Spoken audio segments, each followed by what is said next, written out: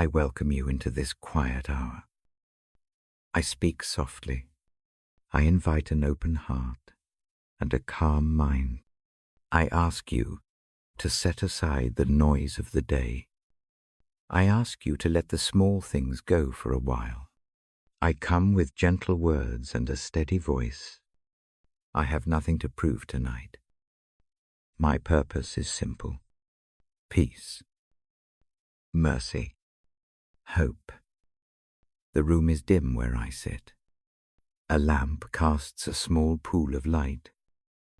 The rest of the space holds soft shadows. I notice the weight of the blanket at my knees. The chair supports my back. The pages rest in my hands. Outside, night moves slowly. A distant car passe like a soft clock. Somewhere a tree breathes with the wind. These small things matter. They tell me the world is still here, steady and kind in its ordinary rhythm. I invite you to make a small nest where you are. A pillow, a blanket, a warm pair of socks, a hand on the chest if that feels right. I speak in a way that matches night. Short lines, slow rhythm, no hurry. The voice you hear is calm on purpose. It guides you to a steadier breath. It rests on the long vowel of comfort. Let us begin with a breath together. I take one now. A slow in, a full out. I breathe in a quiet I can share. I breathe out what is tight and small. I find a steady count. I breathe in to 4. I hold to 2. I breathe out to 6. I do this twice more. The breath draws the mind away from the spinning list of things to do. For a few moments, the world reduces to this single, forgiving movement. I ask you to feel the floor beneath your feet or the mattress beneath your body. I notice the ground holding me up. The sense of being supported matters. It is a small proof that I am safe. For a time, I imagine warmth like a blanket of light settling around the shoulders. That light does not demand anything. It only offers rest. The intention of this evening is healing. I do not mean miraculous change as a distant spectacle. I mean the quiet, steady mending of what is raw. I mean the softening of the places that hold worry, the easing of a tight jaw, the quieting of the mind that keeps rehearsing trouble. I read for those small healings. I read so that mercy has a voice in the room. I read so hope can lodge near the heart again. My reading will not argue. It will not press heavy truth. It will simply place a gentle presence before you, like a hand laid on a weary shoulder. I call on the presence of God as a friend.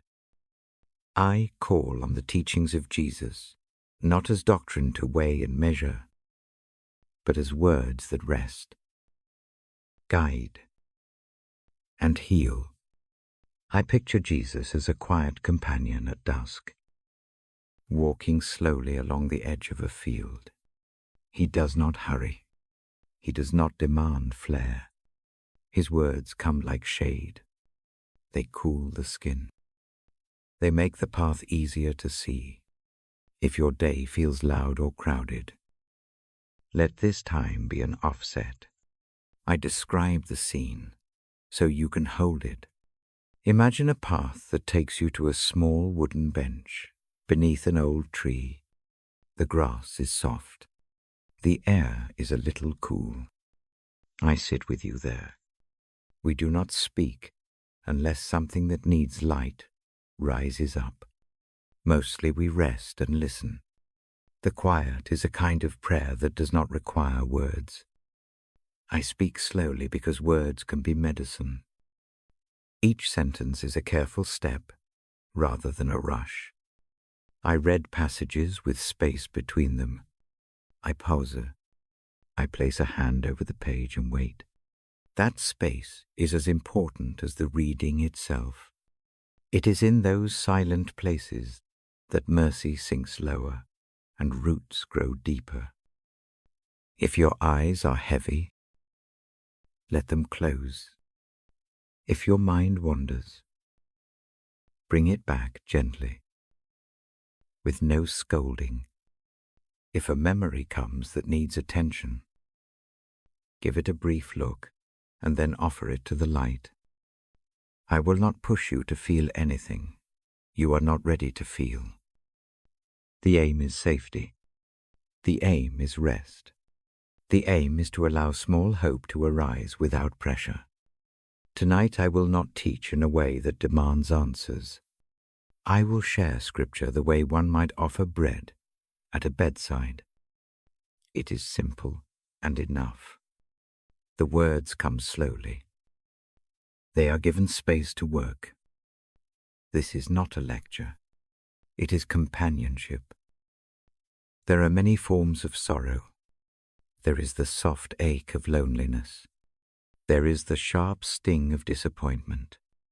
There is the slow, heavy grief that dulls the edges of life. I know some of these things. I have felt the weight of nights that stretch like long roads. I also know small mercies, a cup of tea, a note from a friend. The way the first light of morning softens the edges of trouble. I bring both sorrow and mercy into this time. Their company is honest and gentle. I keep the language simple. I choose images that rest, a candle, a window with rain, a small boat guided by a steady hand. These images do not demand that we fix everything. They remind us that we are not alone. We have a good shepherd who walks beside us. We have a teacher whose words soothe troubled hearts. We have a promise of mercy, not as a puzzle to solve, but as a fact that can be held. I invite you to name, in your mind, one thing that bothers you tonight. Just one. You may hold it like a small stone in your hand. See its color, its edges. I will breathe with you as you hold it. I will imagine the stone placed gently on the ground beside the bench. There is no force. The stone simply rests there. In that resting, something unburdens. The stone does not vanish. It changes place. The act of placing is a tiny healing. If gratitude feels like too high a hill, start with one tiny good thing. The warmth in a cup, the softness of a blanket, a breeze that touched your face earlier. Notice it. Hold it like a soft light in your palm. Let it grow a little. Gratitude in small doses is a gentle balm. It does not deny pain. It meets pain and holds a small, luminous truth beside it. My voice will be steady. It will rise and fall like the slow tide. I read not to convince, but to comfort. I read not to prove, but to remind. The passages I choose are like thread. They sew small seams through the fabric of a weary day. They do not remake the cloth in an instant. They make places where repair can begin. There is no rush in the act of being loved. Love is not counted by speed. It is counted by constancy. When I read, I am an echo of that constancy. I repeat words that have soothed many nights. I let them resonate. I give them time to sink in. I do not ask for questions. I only ask for listening. Listening itself is a sacred action. If tears come, let them come. Tears move what words cannot. They water the soil of the heart. If laughter comes, let it come. Laughter is a light that breaks a long shadow. Both are welcome. Both are signs that life is present and alive. I will be careful with theological arguments. Tonight is not for dispute. It is for shelter. I do not analyze or judge. I do not press doctrine into the soft places. Instead, I offer images of mercy that the scriptures hold. I will let the stories and sayings I share breathe. I will allow them to stand as invitations, not obligations. The room is still. I feel the small rhythm of this hour. I am attentive to the smallest sound, a page turning, a chair sighing, a distant clock. These sounds do not intrude. They are companions that keep time with us. When the reading begins, I will slow even more. A sentence will land, and I will pause. I will give space. You may sink deeper into that space. You may imagine the words taking root. If sleep comes, that is a good and holy thing. The reading will continue in a steady, unobtrusive way. If you wake, the voice will be there, still steady and calm. I am here for guidance and for presence. I do not promise immediate healing of every broken thing. I promise a steady companion and a voice that will not demand. Mercy is offered. Hope is held like a candle. We do not have to fix it all now. We only need to rest in the presence that attends. Now I draw the hour toward a place of beginning. I set the pages in order and ease my hands around them. I settle my posture so the voice can be a soft river. I will bow my head for a brief moment, not to speak clumsy words, but to steady my intention. I breathe in and name the purpose healing. Mercy. Rest.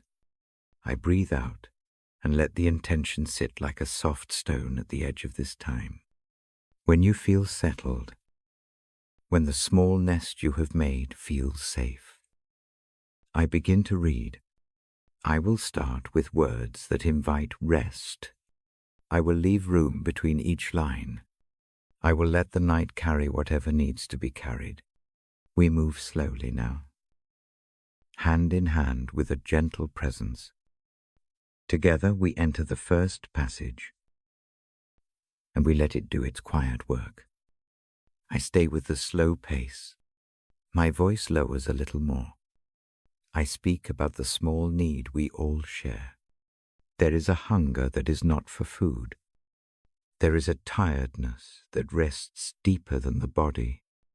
It sits in the chest. It tightens the shoulders. It makes the night feel longer. I notice that people seek many fixes. Some reach for noise. Some reach for busyness. Some reach for certainty. All of these can quiet the moment. None of them always heal the ache. Spiritual solace is different. It is not a loud answer. It is a gentle presence that sits beside the ache. It lets the body soften. It lets the mind rest. It does not force a solution. It offers rest. I speak plainly about the importance of seeking that solace. To look for it is not an admission of failure. It is a small, brave act. It says, I need something beyond myself tonight. It says, I can let another presence hold this for a time. Seeking solace is like opening a window in a stuffy room. The air moves. The tightness loosens. The heart can breathe. I read now from Matthew, a verse that many turn to when weariness is deep. I read it slowly, so the words can land and sink. Come to me, all who labor and are heavy laden, and I will give you rest. Take my yoke upon you, and learn from me, for I am gentle and lowly in heart, and you will find rest for your souls. For my yoke is easy, and my burden is light. The words arrive like a hand offered in the dark. They ask nothing dramatic. They ask only for a step. The step can be small. It can be the turning of the head. It can be the laying down of a single worry. The promise is simple rest, not merely sleep, but a deeper easing, a settling of the inner place that holds too many things. I linger on the image of a yoke. It sounds clumsy. It seems heavy at first. Then I remember that a yoke, in these words, is also a pattern of walking with someone who guides. It is an invitation to walk alongside a gentle guide. The guide shares the path. The weight becomes bearable because it is shared. The step is steadier when another holds part of the load. I invite a slow breath with that image, a long in, a slow out. Imagine placing the most stubborn worry on a smooth stone. Let the stone take its shape there. Notice the shoulders. Notice the space behind the ribs. Let it widen a fraction. Even a small change means something in this hour. There is mercy in the promise. Mercy does not demand performance. It does not collect a list. It notices the tired person and offers rest. That is all. Rest is not earned. It is offered. This is a comfort to carry into the dark. The night is less sharp when rest is offered and accepted. Even a little. I read the verse again, more gently this time. Come to me, all who labor and are heavy laden, and I will give you rest. The words wrap quietly around the tight places. They do not rush. They do not push. They simply name an invitation that stands open. Reflection comes next. I ask for no action beyond being present. Think of a place where someone offers warm tea. There is no obligation to answer questions. The cup is held out. The steam rises. That steam is like the calm that rises when the invitation is accepted. It reaches the face. It softens the jaw. The room becomes a little larger. This seeking of solace is not a one-time gesture. It is a habit that can be learned, a habit of returning to the quiet, a habit of leaning on a steady voice, one night at a time. The habit grows. It does not require perfection. It only requires a willingness to come back. Again and again. Practical steps are small and gentle. Before sleep, name one weight aloud or in thought. Offer it to the presence that promises rest. Let a short phrase be the vessel. I am tired. I need rest. Say it slowly. Let the words fall into the heart like a small stone. Then breathe. Stay with the silence for a moment. Notice the body respond. Notice the tight place relax. If only a little, I invite a short practice of listening. Sit or lie still. Close the eyes if that helps. Attend first to the breath. Count if the mind wanders. Then imagine the words I read resting on the chest like a warm hand. Do not push away the worry. Do not hold it tightly. Let the hand be a companion. The value of community appears here too. Solace often comes through others. A quiet voice. A thoughtful note. The company of someone who simply listens. If this reading brings comfort, consider sharing it. Encourage a friend to pause with these words. Tell a loved one that rest can be found in small moments. There is no need for a grand speech. A gentle suggestion is enough. If you find this hour helpful, a simple click to subscribe keeps the door open for more evenings like this. A brief comment lets me know the parts that land for you. Sharing with a friend brings the possibility of rest to someone else. These small actions build a quiet community. They are like stones laid to make a path for others. None of them is urgent. Each one is an offering. I speak about sharing because solace is often contagious. When one person rests, the influence flows outward. Family members feel the ease. A household breathes differently. A community softens around one steady presence. Encouraging others to join this quiet habit becomes an act of mercy. It is a gentle spreading of calm. We are careful not to make these actions a burden. They are not duties. They are tiny ways to extend the ease we find.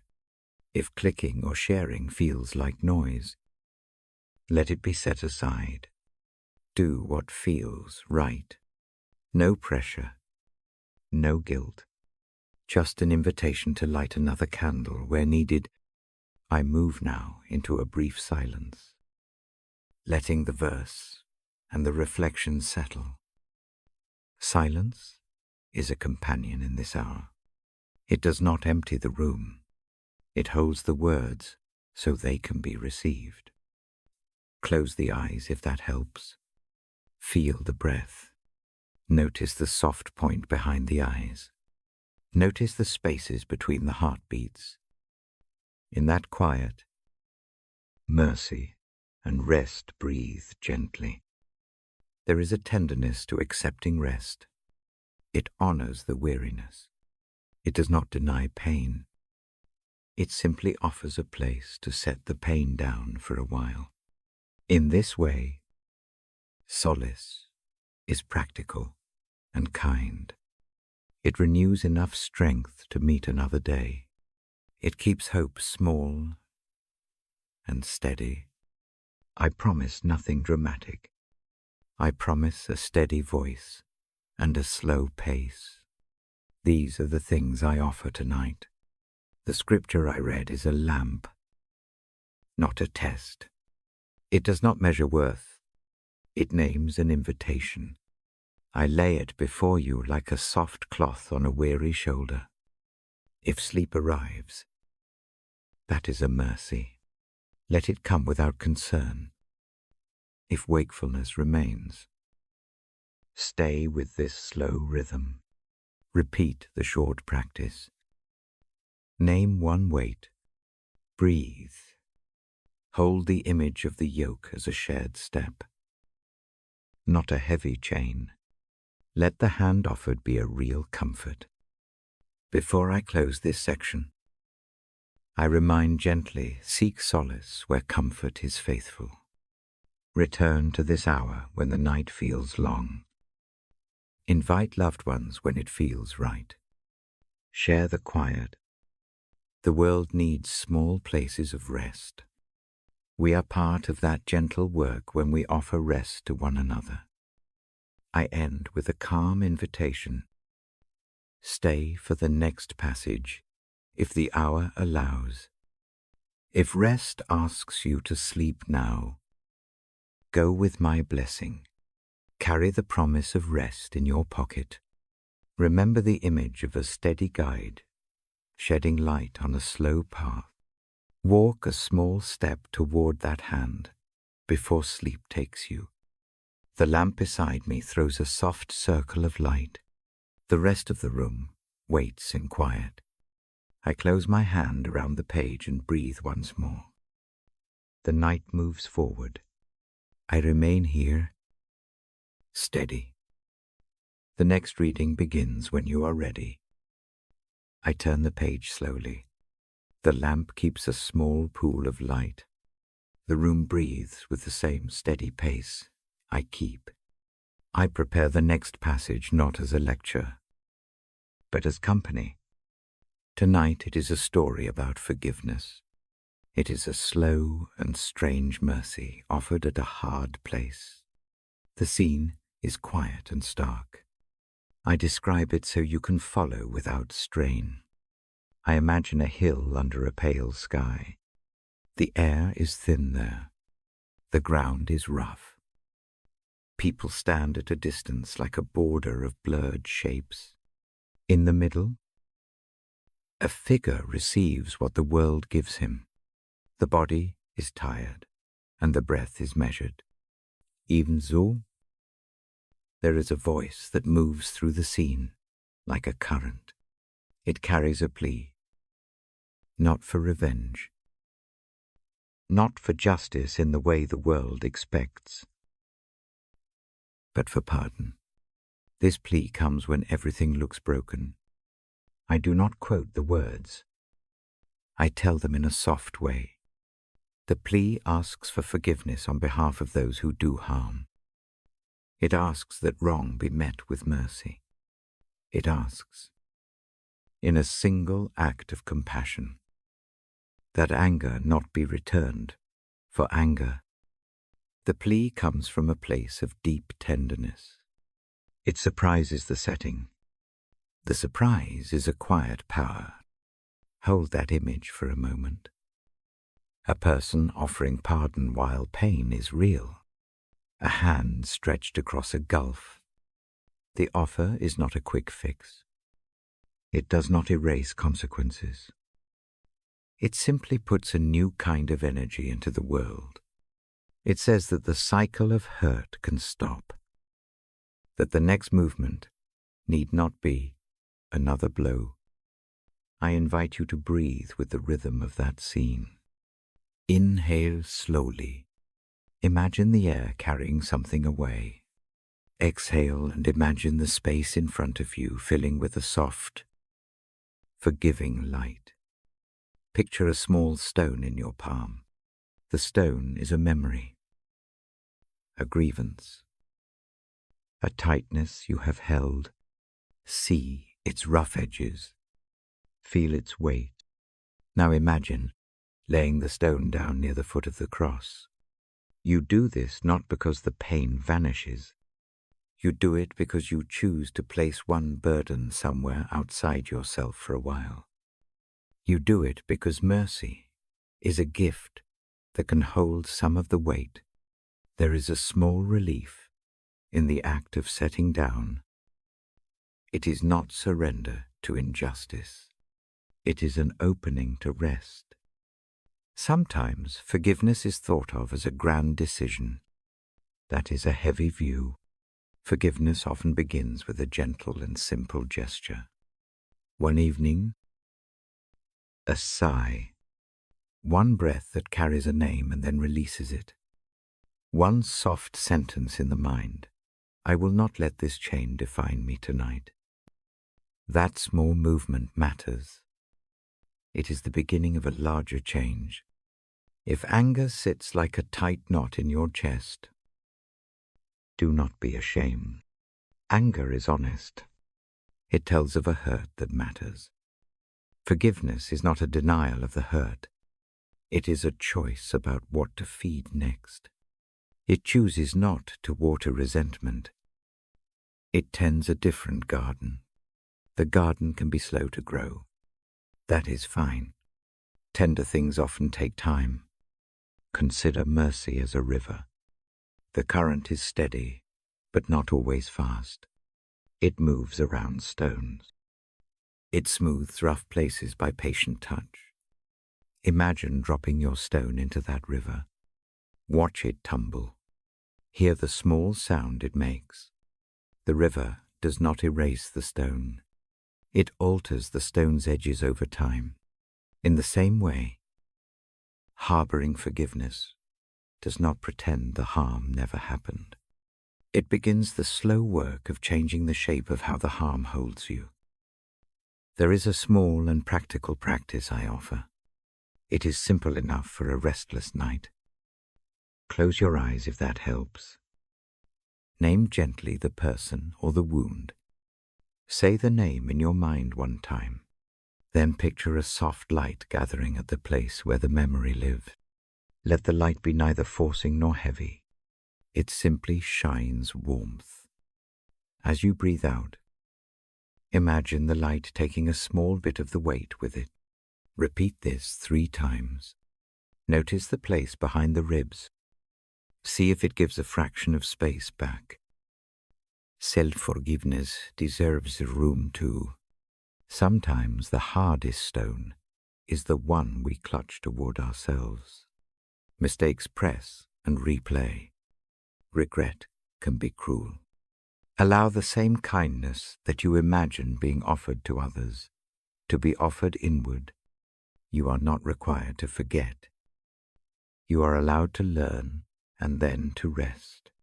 Mercy to oneself is not indulgence. It is repair. I speak of forgiveness without insisting on reconciliation. They are different things. Reconciliation may come. It may not. Forgiveness can be a personal inner action that frees the heart from its own prison. It creates space to move again. The presence that offers forgiveness does not demand an immediate reunion. It simply holds the possibility of a future when both hearts are ready. There is also a quiet strength in the act of asking for forgiveness. It is a humility that heals. If you carry a fresh regret, consider a small and honest step before sleep.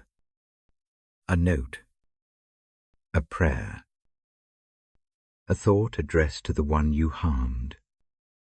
It need not be long. It need not be elaborate. Humility is a soft medicine. It loosens the hold of shame and sets you on a path toward mending. The story I read continues to shape how I imagine mercy, even at a moment of deepest suffering. The voice that prays for forgiveness is wide enough to include those who act wrongly. That inclusion is not for the sake of the wrong itself. It is for the sake of breaking the pattern where harm begets harm.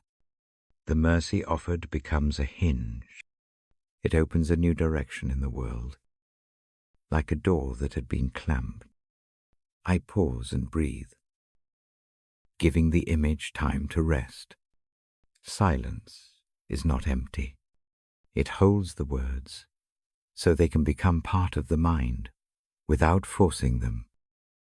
Let the silence be a soft place, where you can let a few things slide. Even if only a little, if old hurts rise up now, name them gently. Do not feed them. Place them, again, on the small stone near the cross. If names are too sharp, imagine instead a bundle of sticks you have been carrying. Drop one stick at a time. Notice how the shoulder loosens when even a single stick is put down. Forgiveness often changes the sleeper. At first, nights still wake with the same ache. Over time, rest comes deeper. Worries do not vanish. They find new shapes.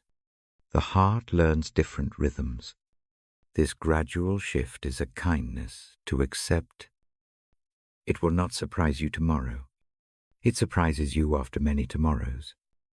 There is mercy for those who harm in ignorance, and mercy for those who cause harm on purpose. Mercy is not a single moral judgment. It is an offer that breaks the cycle. It is a practical love that can protect future days from the same hurt That practical nature matters, because mercy does something active. It reorders small choices that follow how to speak, how to guard boundaries, how to care for wounds without poisoning the well for others. I speak now about boundaries. To forgive is not always to reopen doors without caution. A healed heart also learns to protect itself. Forgiveness and safety can live together. They are not enemies. They are careful allies. You can forgive and still choose distance. You can pardon and still maintain wisdom. The act of receiving forgiveness is also a gift to the giver. Witnessing mercy can soften hardened hearts. It expands the imagination of what is possible between people when someone forgives in the face of hurt. It models a different road. The sight of it can change others. This is not a guarantee. It is a hopeful possibility to hold lightly. Before I move on, here is a short listening practice. Lie or sit comfortably. Let the breath be slow. Imagine a warm hand resting lightly on the place of the chest where things hurt. It is not pressing. It simply rests. On the inhale, feel the space widen by a fraction. On the exhale, imagine handing one small grievance to that warm hand. Do this 3 times. Then stay still for a few breaths and notice any change. Even small changes count if sleep comes during this practice. Surrender with peace. Sleep is an ally in the mending work. If you remain awake, repeat the practice whenever the night returns to a hard place. The repetition is gentle but powerful. It trains the body and the soul to trust that rest is possible, even with wounds present. I end this section with the image I return to. A person on a hill offers mercy while everything looks broken. That mercy is simple. It is a single plea for pardon. For those who hurt, it is an invitation to rest from the burden of returning harm for harm. Hold that image like a small lamp. Let its light warm the edge of the night. When you are ready, we will continue. The next passage will walk with the idea of renewal, how mercy opens the door to fresh mornings. For now, let the lamp glow. Lay down one stone. Breathe. Stabilize the shoulders. Accept this small gift of rest. I keep the page still. The room folds around us. My voice will stay gentle and slow. The next part waits. Patient. Like dawn, I turn the page with a careful hand. The lamp keeps its soft circle. The room grows quieter as the night settles. My voice stays low. Slow words fall like cool rain. There is a passage I come to now. It is short and fierce with kindness. I read it slowly so each phrase can rest. For by grace you have been saved through faith. It is not from yourselves. It is the gift of God. Not by works, so that no one may boast. Those lines are a small house of rest. They say that what holds us is given. It is not earned by the long lists we make. It does not depend on perfection. It comes like a soft gift placed in a tired hand. I let the words sit between us. No hurry to explain. No need to fix them into a lecture. They are a warm place to lean on for the night. Picture a small room with a low table. On that table, a bowl of warm broth. The broth nourishes without questions. It asks only to be accepted. Grace is like that broth. It does not demand proof of worth. It offers strength. There is a relief in the idea that saving is by grace. Relief is a small physical thing. The shoulders lower. The jaw softens. The breath lengthens. You do not have to climb a ladder of constant achievements to be seen and loved. The ladder rests. The gift stands ready. I imagine this gift as a soft cloak. It covers the parts we try to hide. It does not expose mistakes for their own sake. It simply wraps warmth around the cold edges. The cloak does not excuse careless harm. It invites repair. Yes, but first, it offers warmth, so repair can happen without the body shivering. For many nights, the mind runs through a ledger, things done, things left undone. The ledger grows heavy. The verse I read steadies the hand that holds that ledger. It says the ledger is not the final measure. Something else has been placed over the books. A grace that is not calculated. A mercy that is not weighed. I speak this gently because heavy words can make the heart clench. Simple words heal differently. The phrase "not by works" is freeing. It does not mean living carelessly. It means the worth of a person is not tied to a resume of deeds. That truth is a small lamp in the dark. It shines without rule or demand. It simply shows a clear path. Let us breathe with that lamp. Inhale slowly. Imagine a soft light filling the chest. Exhale and let a small weight fall away.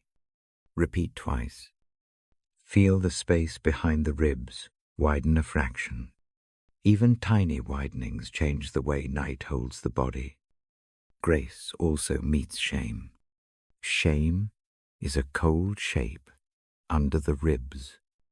It says loudly that everything must be earned to be worthy.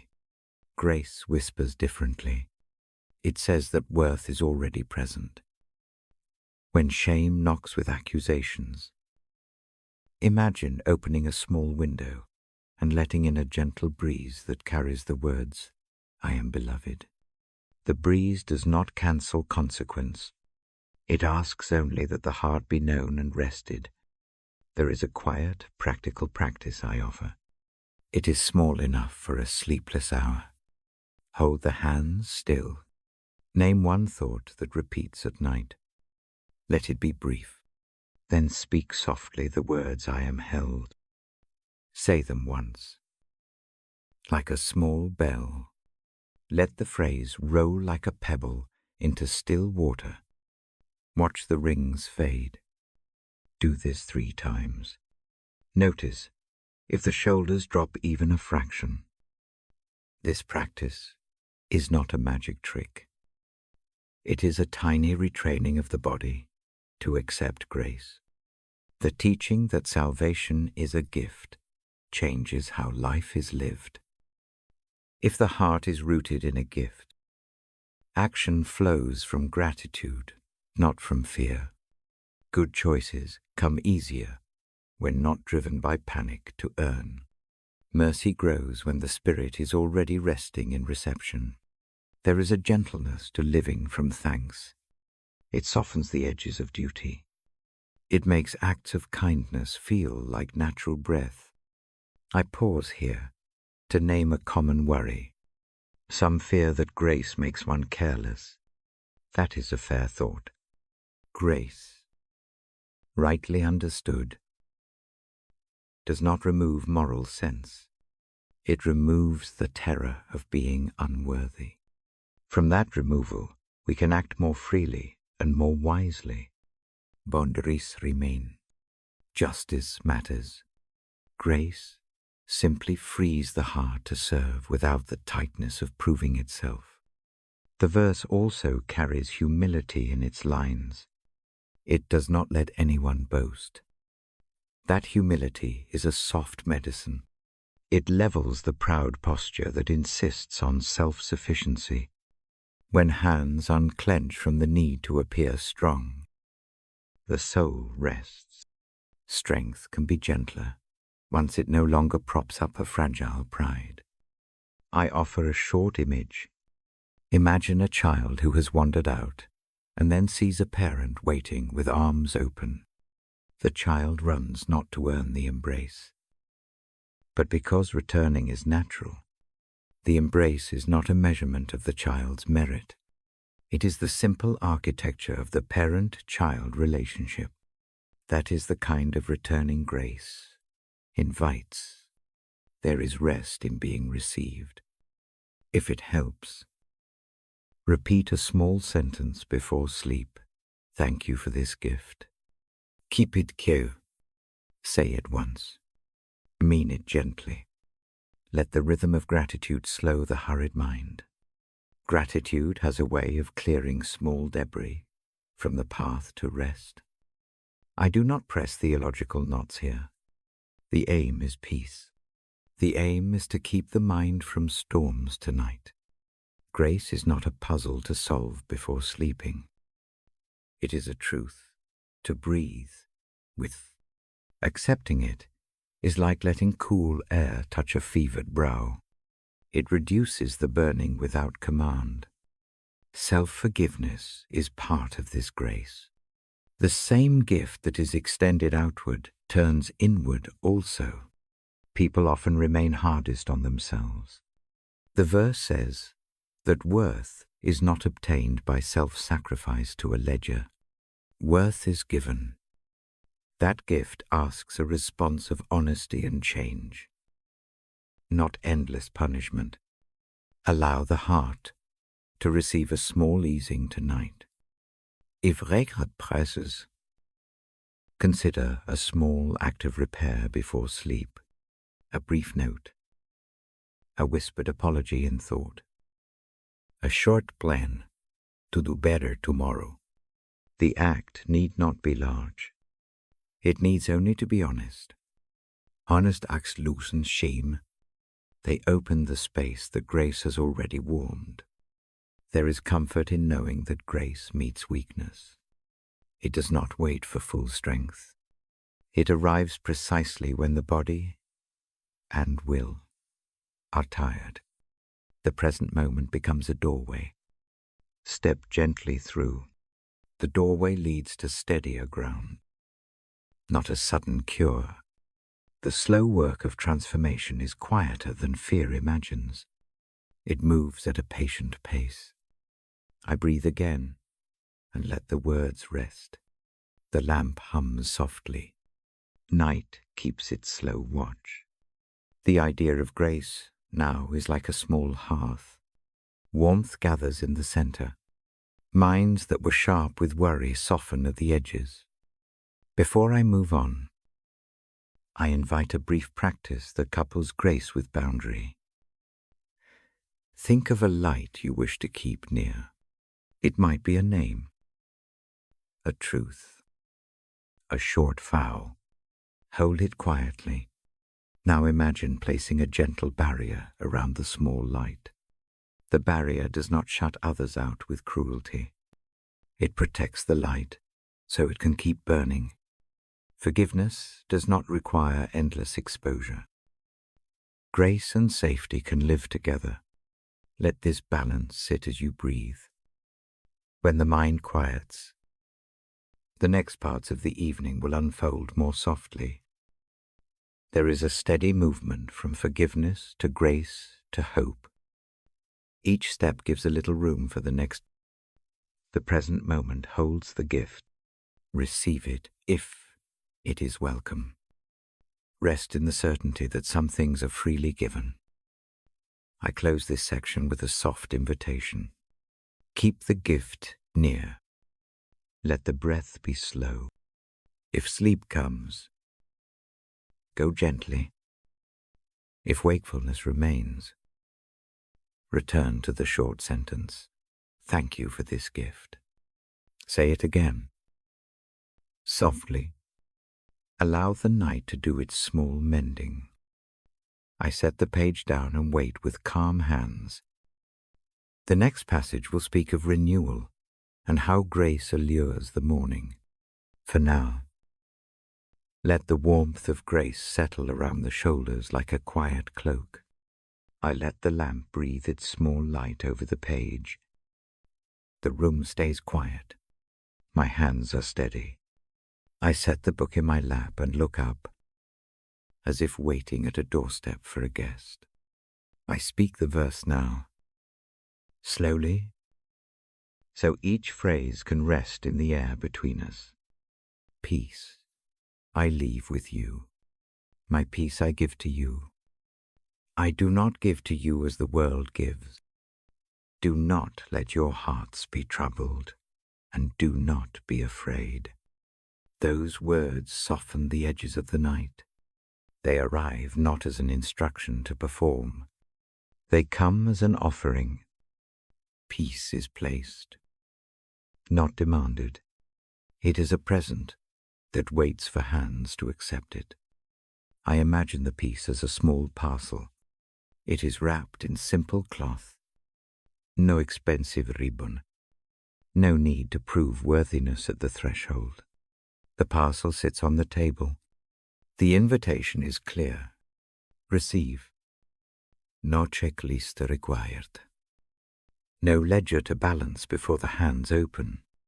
This is the shape grace often takes. Grace comes freely. It does not arrive because of a long list of right acts. It does not depend on a tally of good deeds. It comes like bread to a hungry one. It comes like water to a parched place. The gift meets need first. Then, slowly, it changes the heart that receives it. I ask you to settle into the chair or bed. Now, keep the body loose. Let the shoulders drop a fraction. Feel the lamp's warmth at the wrist. Breathe in, breathe out. Let the breath set a steady count. I stay with the rhythm. The counting is gentle, not a task, just a companion for the mind. Imagine taking that parcel of peace in both hands. Notice how they fit. Notice the weight. It is not heavy enough to tire. It rests easily. Accepting it is a small action. It may feel strange at first, because so much of life teaches worth must be earned. Tonight, we try a softer lesson. We try to let a gift be a gift. Gratitude opens the hands further. It is a tiny habit. Say silently, "Thank you." Say it once, not as a hurried reply, as an acknowledgement. The single phrase shifts something in the chest. The body notices. The jaw loosens. The shoulders go softer by a breath or two. Accepting grace with gratitude is practical. It quiets the part of the mind that keeps tally. Gratitude is like a soft ledger that records not scores, but blessings. It does not erase responsibility. It simply changes the tone of the heart, so the work that remains is done from rest, not from panic. If anxieties press tonight, place them in the parcel with the peace. Name one worry in the mind. Let it be small and specific. Picture the worry as a folded cloth inside the parcel. As you breathe, imagine the parcel closing and warming the cloth. The worry does not vanish, but it is held by something steadier than fear. The presence that gives the peace takes the edge off the worry's sharpness. There is a difference between the world's peace and the peace that is given. Worldly peace often depends on conditions. A cleared house, a solved problem, a favorable outcome. That kind of calm is fragile. It moves as circumstances move. The peace we read about tonight lives under the surface. It is steady in the marrow. It does not deny storms. It keeps a lamp burning through them. I offer a small breathing practice to anchor that steadier peace. Breathe in to 4. Hold 2. Breathe out to 6. On the next inhale, think the single word peace. On the exhale, think the single word receive. Repeat this 3 times. Let the rhythm be an act of opening. Each cycle is a tiny acceptance. Each acceptance is a small deed of thankfulness. I reflect, quietly, on how grace soothes the spirit. Imagine a rough place inside, tight and knotted. Place there a warm hand made of the quiet words you have heard tonight. Let the hand rest without pushing. Let warmth move slowly from that hand into the knot. The knot does not untie instantly. The warm presence simply loosens it. A thread at a time. That slow loosening is mercy at work. Worries about tomorrow often steal the night. They try to set camp in the brow. I do not tell you to ignore them. I invite an exchange. Place one small worry into the parcel. Say, in the quiet, help me with this tomorrow. Then fold the edge of the cloth over it. Let the parcel be a small covenant that this night is for rest. Gratitude deepens the exchange. It keeps the heart from bargaining. When gratitude receives, the spirit relaxes into truth. Something good has already been given. This leads to gentler living. Actions follow from thanks, not from frantic earning. A life lived from gratitude moves from duty into delight, even in small measures. I also speak about trust in simple terms. Trust is not a demand to understand everything. It is a willingness to let one steady presence hold some of the weight. Imagine leaning back against a solid trunk. You do not have to climb the tree to appreciate the support. Rest there. Let the bark press into the spine. The tree supports without complaint. So the gift supports without weighing a ledger of worth. Sometimes the mind whispers that acceptance of a gift must mean weakness. I offer a different image. A hand that opens to receive is not weak. It is honest. It is brave enough to admit need. Strength that never admits need is brittle. The strength that rests in receiving becomes supple.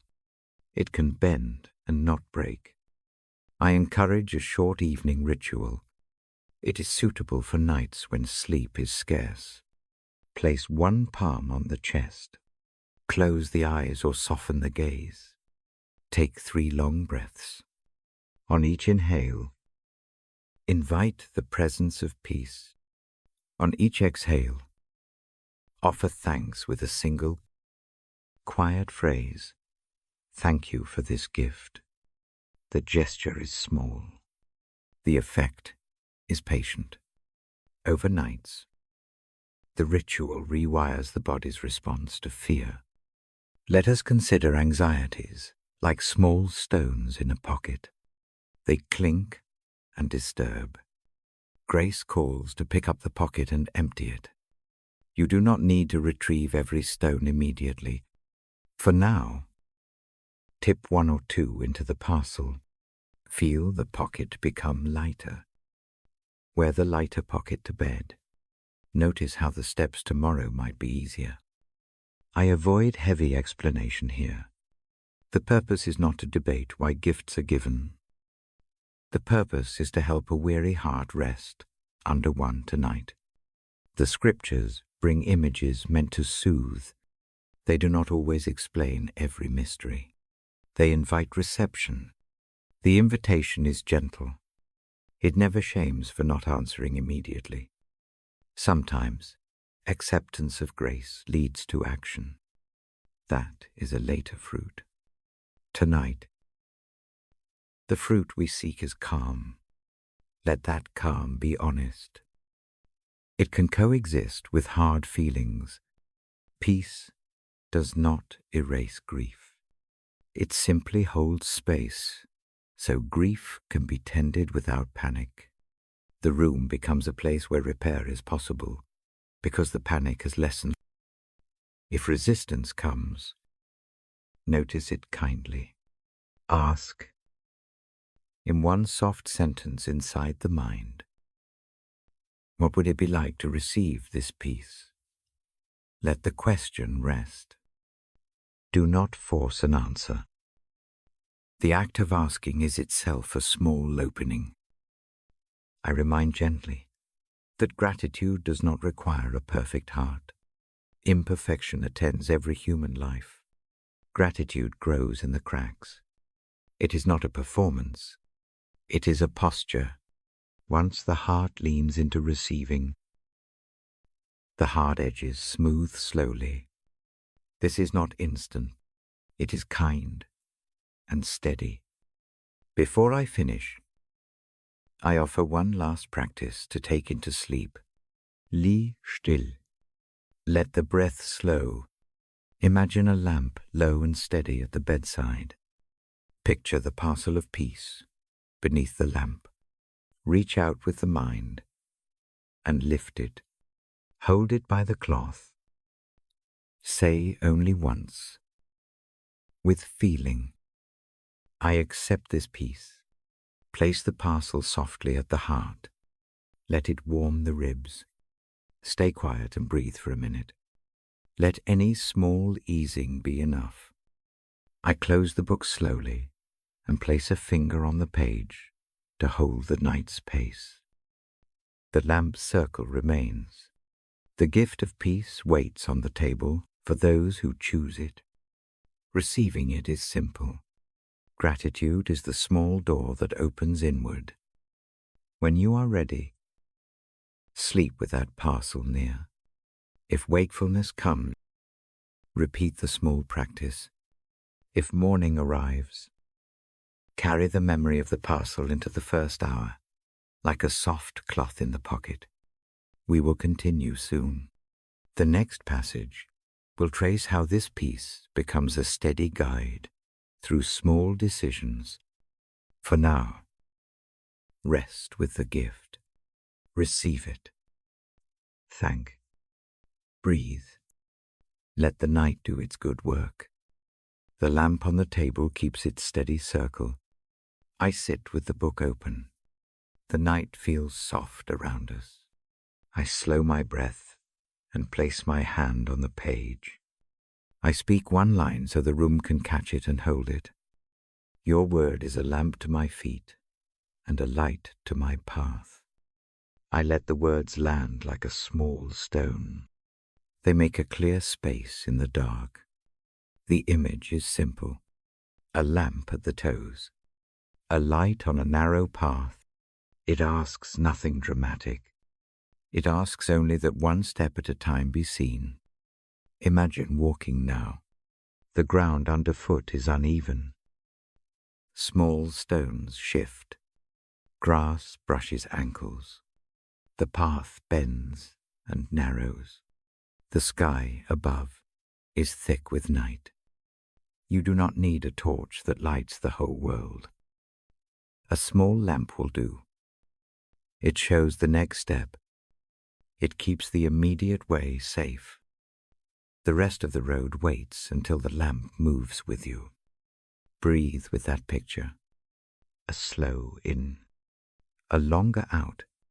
Each breath moves the body into the rhythm of walking. The lamp is close. It rests near the toes. Watch how the light catches the immediate place. A pebble, a root, a fold of cloth.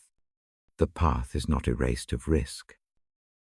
but the risk becomes manageable. The foot finds purchase. The step feels steadier. I do not tell you to solve everything by morning. I ask only that one small step be seen tonight. The scriptures promise not a floodlight for all tomorrow, but a steady light for the foot. That kind of guidance feels tender. It suits a tired heart. It asks for patience. It asks for trust. Small and repeated. If worry presses the chest, place it in the scene as a bundle on the path beside you. See its weight. Name its color. You do not have to carry the bundle into the dark again. Set it down next to the lamp. The light will not make it vanish. It will, however, make the place around it visible. That visibility alone changes how the bundle sits in the mind. Holding something in view is different from clutching it in a pocket where it jabs and wakes the sleeper. There is a practice I invite. Gentle and short. Lie back or sit comfortably. Close the eyes if that helps. Picture a narrow path in low light. See a single lamp hanging or resting near the feet. Imagine the light moving with you as you breathe. On each inhale, see the lamp glow a little brighter. On each exhale, imagine the foot stepping forward. Do this 5 times. Let the rhythm match the breath. Notice the chest. Notice the small easing where tension used to be. Books and words can become heavy when treated as tests. Tonight the word is a lamp. It is practical. It is immediate. It helps the next step. This makes it useful for small decisions.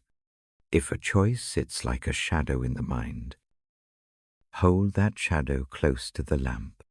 Let the light reveal the first, smallest action. A short phone call. A pause before a reply. A kind word given to yourself. The light does not command. It simply shows what is right in front of you. I read the verse again. Slowly this time. Syllable by syllable. Leaving space between each phrase so the meaning can sink into the quiet. Your word, a lamp to my feet, a light to my path.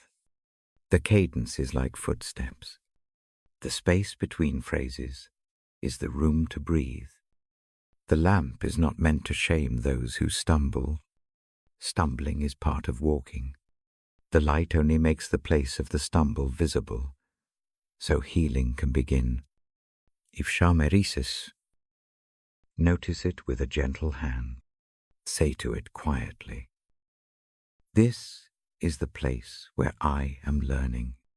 Allow the lamp to show mercy to that place. Mercy does not excuse harm done, but it softens the way back from it. The light helps the next step, whether that step is repair, rest, or a small act of courage. There are nights when the dark feels like a wall. The lamp consoles by being small and honest. It does not pretend the darkness is not wide. It offers a practical way through the first distance. Think of a child learning to walk in a dim room. The parent's hand does not carry the child the whole way at once. It steadies. It holds. The lamp acts similarly. It steadies the foot until the next night, makes the next step easier. A brief and quiet habit can help keep that lamp near. Before sleep, choose one short verse or one line that sits like a lamp for you. Write it on a small card. Place it on the bedside table. When the mind grows loud at night, breathe slowly and read the line once with feeling. Let the reading be an act of receiving. not a mental task. The simple ritual reminds the heart that a light is available. Over time, the memory of the lamp will come without the card.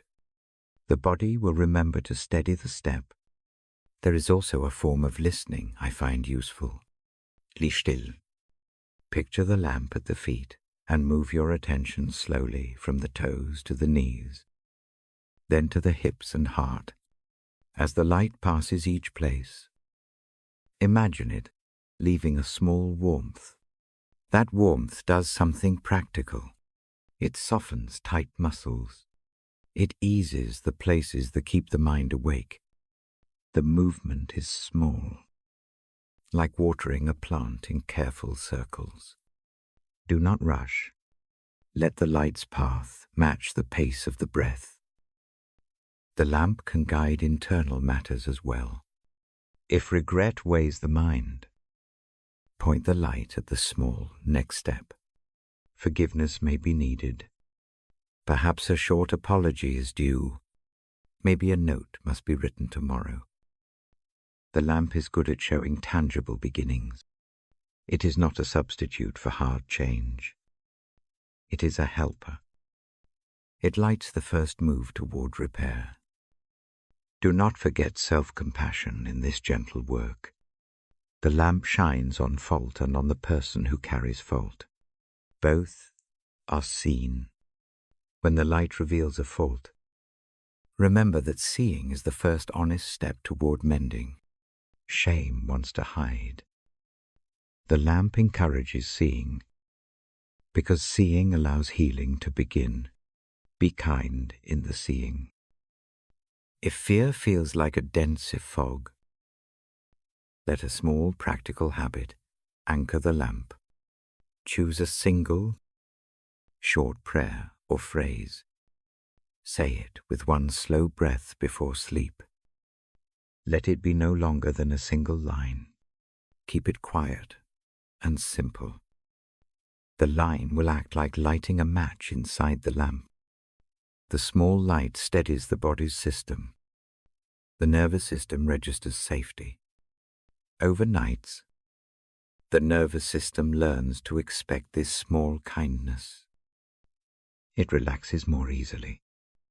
The path image also helps with decisions that feel large because of incomplete information.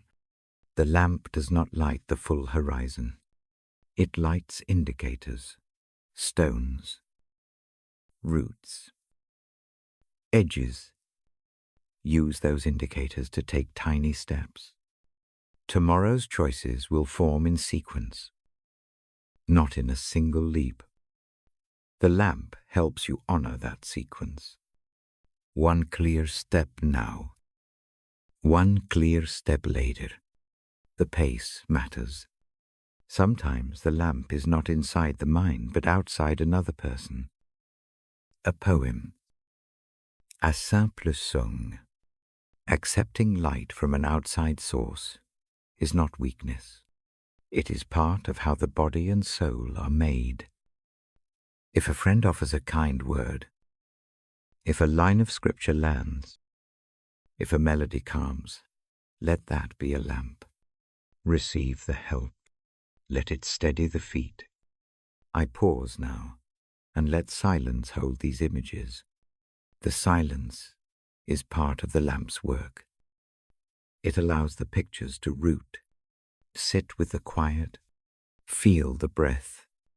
If thoughts intrude, imagine them stepping out of the path and into the light, one by one, so they can be seen without crowding the walk. Before I end this section, I offer one small exercise to carry into sleep. Rest the fingertips on a soft place, the blanket at the chest, or a pillow near the hand. Close the eyes, if that helps. Think of the lamp at the toes. Imagine it moving with each breath, so that with every exhale the foot finds a little more surety. On the inhale, feel warmth rise from the lamp toward the heart. Do this 7 times, 7 small cycles. Then let the breath find its own slow rhythm. Allow the room to hold you. The lamp does not hurry to change everything. It invites a patient tread. The path becomes known step by step. The night keeps watch. The light moves with you. Trust small guidance tonight. Accept the lamp. Let its glow be enough. When you wake, remember the narrow path. Carry one small thing you saw into the morning. A single act. A short word. A careful step. Let the lamp be practical in the day as well as in the dark. I set the book down gently. The lamp circle remains. The light to the path rests for a while. If sleep asks, give in with trust. If mind stays awake, return to the image and the slow breathing. Keep the lamp near. Let it light the feet and the heart. One step at a time. I turn the page with the same slow care. The lamp keeps its soft circle. My hand rests on the paper. I breathe in. I breathe out. I speak the line so it can settle between us. Where 2 or 3 gather in my name, there I am with them. I say it slowly. I let it sit like a small stone in the palm. The sentence is not loud. It is not demanding. It is a simple promise of presence when people come together, even in small numbers. Imagine a small room, a lamp in the center, 2 chairs, a blanket over a lap, a quiet place where people do not have to be brave for show. They simply come. The air holds fewer pretenses. Voices are softer. The presence of God is not distant there. It is near, like the warm breath you feel when a friend leans in close. Community is not a performance. It is not a stage. It is a gathering of ordinary people who bring honest things. The list of worries, the small joys, a gentle complaint, a laugh that surprises and lightens a face. The promise is that God is present in that honest company. The presence does not demand perfection. It meets what is real. If you are alone tonight, this promise still matters. 2 or 3 is small enough to imagine in the mind. Think of 1 or 2 names. Let them come into the room of your imagination. Picture them settled near you. See their hands. Sense the space where they sit. You do not need to call them now. You only need to hold them for a moment. The promise says God is with such a gathering. Let that thought be a comfort. I speak about gatherings gently because small groups hold a different kind of strength than a crowd. A crowd can overwhelm. A small circle can steady. A tiny group cups a voice. It makes space for a single word to land. A whisper matters in a circle of 2 or 3. In a way it may not in a large room. The words you bring there are heard. They carry weight that is not crushing. The hearing itself is a kind of healing. Picture the light again. Each person brings a small lamp. 1 lamp is not large. 2 lamps together brighten the path a little more. 3 lamps make a clearer line. The combined light reveals places that 1 lamp could not. The edges of sorrow grow less sharp. The path forward looks possible when neighbors share the light. There is a practice I invite you to try. It is simple and soft. Close the eyes if that helps. Name 1 or 2 people who bring safety to the mind. See them seated around a low table. Imagine each of them holding a small lamp. In the center, Imagine the words you have heard tonight, written as tiny letters of light on a cloth. Watch the light from the lamps make those words glow. Breathe in, breathe out. As you exhale, imagine the light spreading from the center to each person. Notice the warmth on the face of one who sits near. Notice how the gathered presence makes the path ahead look less lonely. This simple imagining is not a trick. It trains the imagination to receive the truth that God often shows up in company. It helps if you cannot summon a friend at that hour. The heart learns to gather even in memory. The memory becomes a shelter.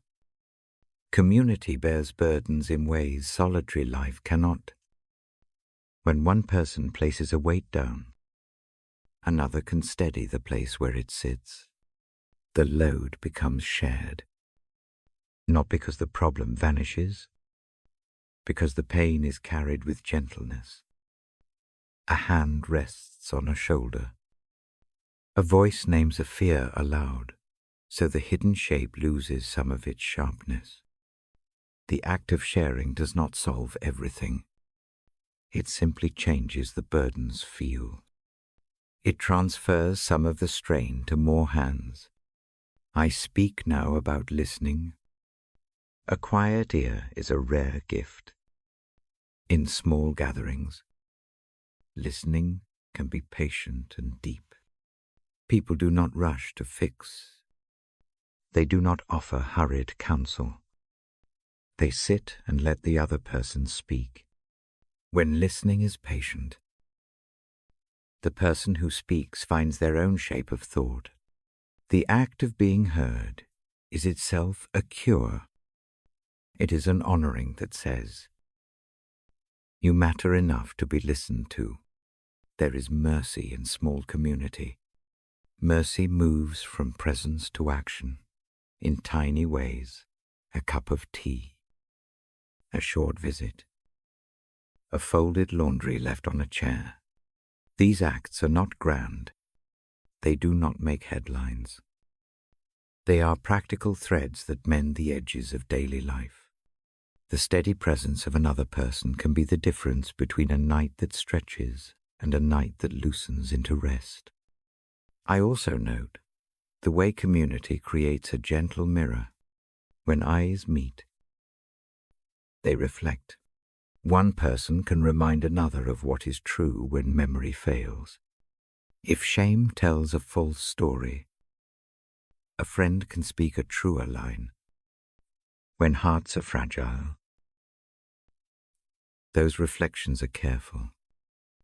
They do not shame. They do not insist. They remind of worth and hold accountable with kindness. Community, rightly shaped, balances mercy and wisdom. Practical steps are small and quiet. If tonight you feel the pull to reach out, consider something brief. A message that says, "I am thinking of you." A short call to share a greeting, and a moment, an invitation to meet for tea tomorrow. None of these require long explanation. They are small beams of light that might steady another's steps.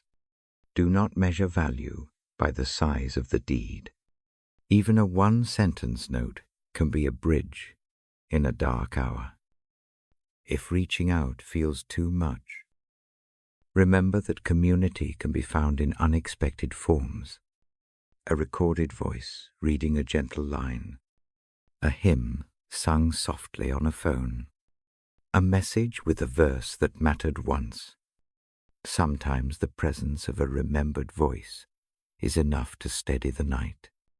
You are not left to invent company from scratch. Small things hold people together. I ask you to allow tenderness toward limits. Not every gathering is safe. Not every hand offered is steady. Wisdom guides us to choose company carefully. Safety and mercy can coexist. Keep boundaries. Mercy does not require reckless opening. It asks for truth and care. If a relationship is harmful, community must still be chosen with prudence. A safe circle is one where voices are honored and harm is not allowed to repeat. There is also solitude that builds community in a quiet way. When you practice small habits of prayer or reading, you join a long line of people doing the same. The unseen fellowship of those who hold the night with honest hearts is a kind of company. Picture 2 or 3 across time, those who pray before you, those who will pray after you gathered in spirit. The promise of presence stretches beyond the room. It makes a rhythm that links small acts across distance. I offer a short breathing exercise for the idea of shared breath. If you are with someone, sit close enough that your shoulder can touch. If you are alone, imagine a friend in the chair across from you. Breathe in for 4. Hold 2. Breathe out for 6. As you breathe in, imagine drawing in the light of the Word into your chest. As you breathe out, imagine passing that light gently to the person imagined beside you. Repeat this 5 times. The rhythm of shared breath connects bodies and minds. It calms a nervous system. It makes the sense of belonging more than an idea. It becomes a felt thing. I remember nights when a simple presence kept me from worrying until dawn. A neighbor sat in silence. A friend hummed a line of song. A sibling sent a single sentence. I am awake. You are not alone. These small things become anchors. They do not promise to remove pain. They promise to be there while pain exists. That promise is worth more than 1,000 empty words. Community also holds memory. We recall together. Stories of grace gather like warm blankets. We tell what we have seen of God in small lives. Those stories do not compete for attention. They accumulate into a gentle testimony that steadies new nights. When one forgets what mercy looks like, another can recall a detail. Names are remembered. Dates are held. The collective memory resists loneliness by creating a web of shared witness. I do not ask you to form a new church, a new project, or a large committee. I only suggest small, steady steps. Invite one person to a short, quiet time. Send a note to someone who once brought you rest. Offer a minute to listen. Let small gatherings become regular. The strength of community grows like a careful flame. It does not need to be large to be faithful. Before I end this section, I give a short image to carry into sleep. Picture a tiny circle of light on the ground. Each lamp belongs to a person you name quietly. In the center, the word you have held tonight rests like a small fire. Its glow warms every face. The circle is not complete without you. You sit at the edge with your own lamp. The lights are not equal in size. Some flicker, some glow steady, but together they make a ring that shows the path. The center holds presence. The circle bears burdens. The path ahead looks possible because you do not walk it alone. If sleep comes with this image, let it be a gentle surrender. If wakefulness remains, return to the scene. Add one more face if it helps. Say one soft sentence in your mind to the people you imagine. Thank you for being here. Let the sentence rest. The act of gratitude strengthens the circle. I close the book lightly and keep my hand on the page. The lamp circle steadies the room. The promise of community stays near. When you are ready, sleep with a small ring of friends in your heart. Know that presence is counted. Know that when 2 or 3 gather, whether in body or in memory, God is there with them. I will wait with the next passage when you are ready. For now, breathe and let the small company hold you. The lamp breathes low. The room keeps its hush. I turn the page with care. My voice is soft. I speak as if the words themselves could settle on the skin and cool it. The line comes slowly from my lips. The Lord is my shepherd. I shall not want. He makes me lie down in green pastures. He leads me beside still waters. He restores my soul. I say it once and let it rest. The cadence is small. Each phrase is a cushion. I do not rush to explain. I allow the image to sit in the room like a quiet animal. Think of the shepherd first. He is not a distant ruler. He walks with the flock. He knows the names of each animal by the sound they make. The shepherd's work is patient and simple. It is watching for danger. It is finding food. It is pausing when the sheep are heavy with heat and choosing a shaded place. The picture asks nothing dramatic. It asks only that you are seen by someone who tends. I invite an image. Picture a field at the edge of evening. The grass is long and soft. The air smells faintly of earth and a small bloom. The light is not glaring. It holds a warm gold. You are led to a place where lying down feels natural. The body wants it. The mind can let go of its to-do lists for a while. The phrase, "I shall not want," carries a soft authority. It does not promise every desire in every moment. It names sufficiency. It says, the deep needs will be met. The chest that clenches with fear about lack can unclench at this thought. There is a steadiness here. It is not performance. It is provision for tonight. That steadiness is a place to rest. He makes me lie down. Notice the verb. It is kind and decisive. The shepherd arranges rest. Rest is not simply an afterthought. It is part of tending. There is a mercy in being guided into lying down. Often the mind insists on doing one more thing. The shepherd's voice, gentle and sure, says, "Enough for now. Lie down. Let the shoulders settle. Let the jaw soften." This permission is a quiet medicine. The green pastures mean more than color. They mean food that renews. The grass is not the thin scrape of survival.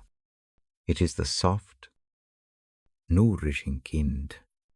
Imagine lying back and feeling the blades brush the wrists. The heat leaves the skin. The limbs feel supported by the earth. The lungs find a less tight rhythm. The ear notices birds that do not demand attention.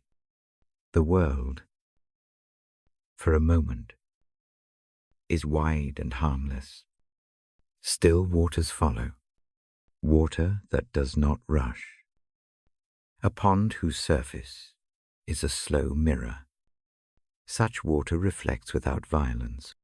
It smooths edges by its steady being. Imagine hands cupped and filling with that water. Taste the coolness, not to swallow worries, but to let them be carried on the surface and away. The water does not solve everything at once. It simply offers calm where rest can grow. "Restore my soul" is the phrase that gathers everything. Soul here is the deep self that stores more than the body knows.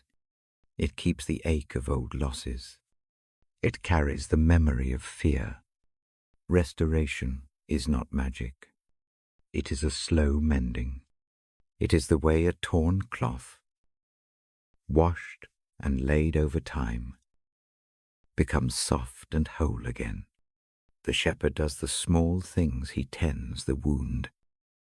He brings gentle food. He leads to water that quiets the trembling. I offer a small practice to match these images.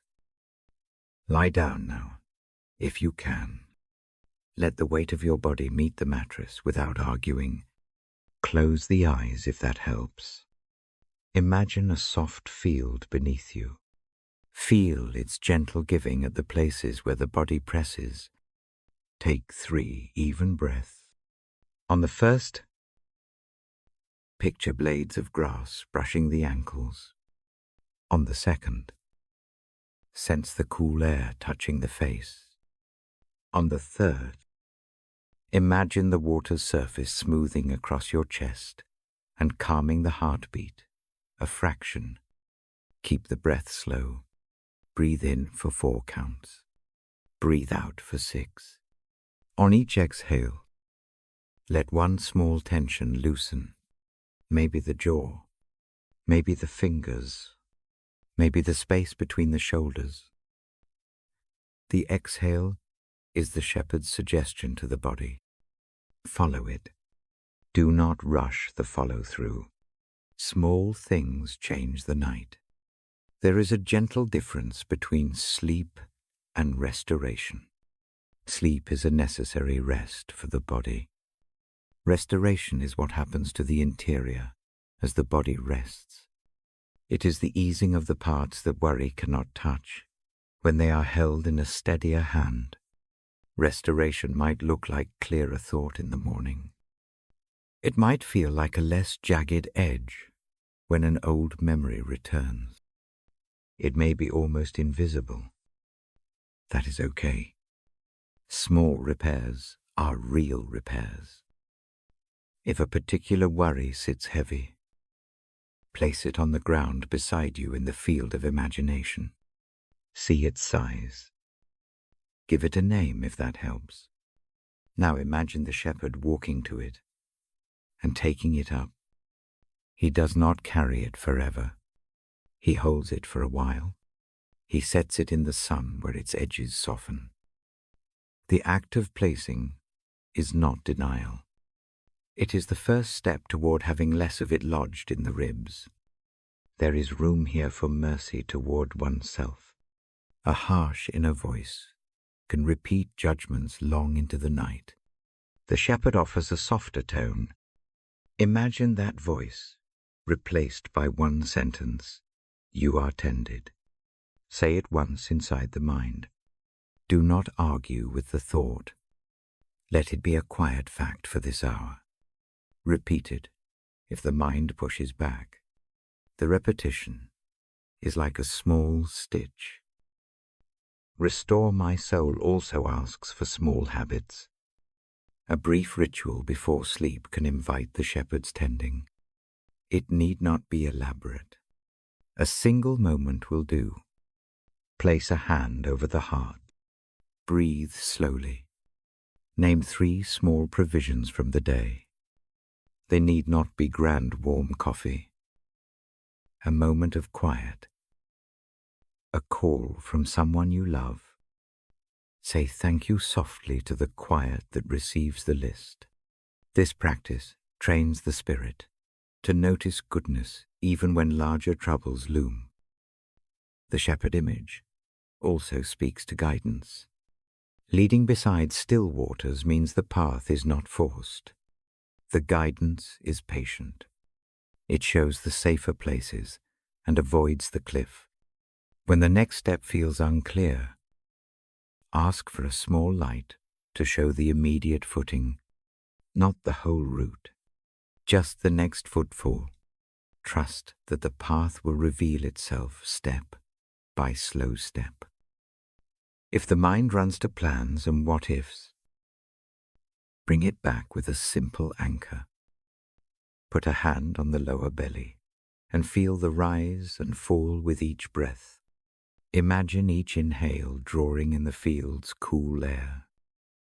Each exhale settles you deeper into the grass. The physical sense of grounding keeps the imagination from racing to faraway problems. For nights heavy with grief, the phrase "he makes me lie down" can be almost tender enough to weep. Let tears come if they want to. The pasture holds tears.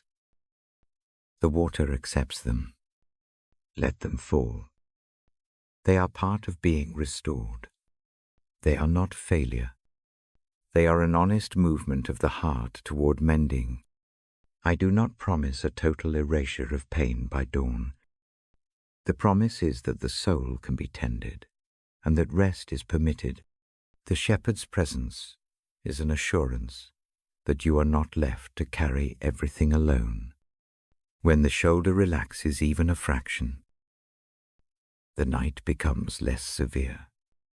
When the breath finds a quieter rhythm, the mind notices a sharper thought less often. There is a small habit I invite you to try when waking. Bring the memory of the green pasture into the first moment of the day. Say one sentence: "Today I carry rest in my pocket." Keep it brief. The sentence is a seed. Over days it will grow into a steady groove. The grove does not remove responsibility. It simply allows it to be born from a place of deeper calm. If reaching out to another helps, imagine someone of trust with you in the field. Two small lamps together make the shadows less sharp. Share one quiet phrase with that person. At a later hour, I rested. It can be enough. Sharing softens the sense that all burdens must be solitary. I let the words sit a while. Silence helps the image deepen. The lamp on the table hums gently. My hand rests on the page. If sleep is near, allow the images to carry you. If wakefulness stays, return to the simple practices. Lie down. Breathe. Name 3 small graces. Place one worry by the water and watch it smooth.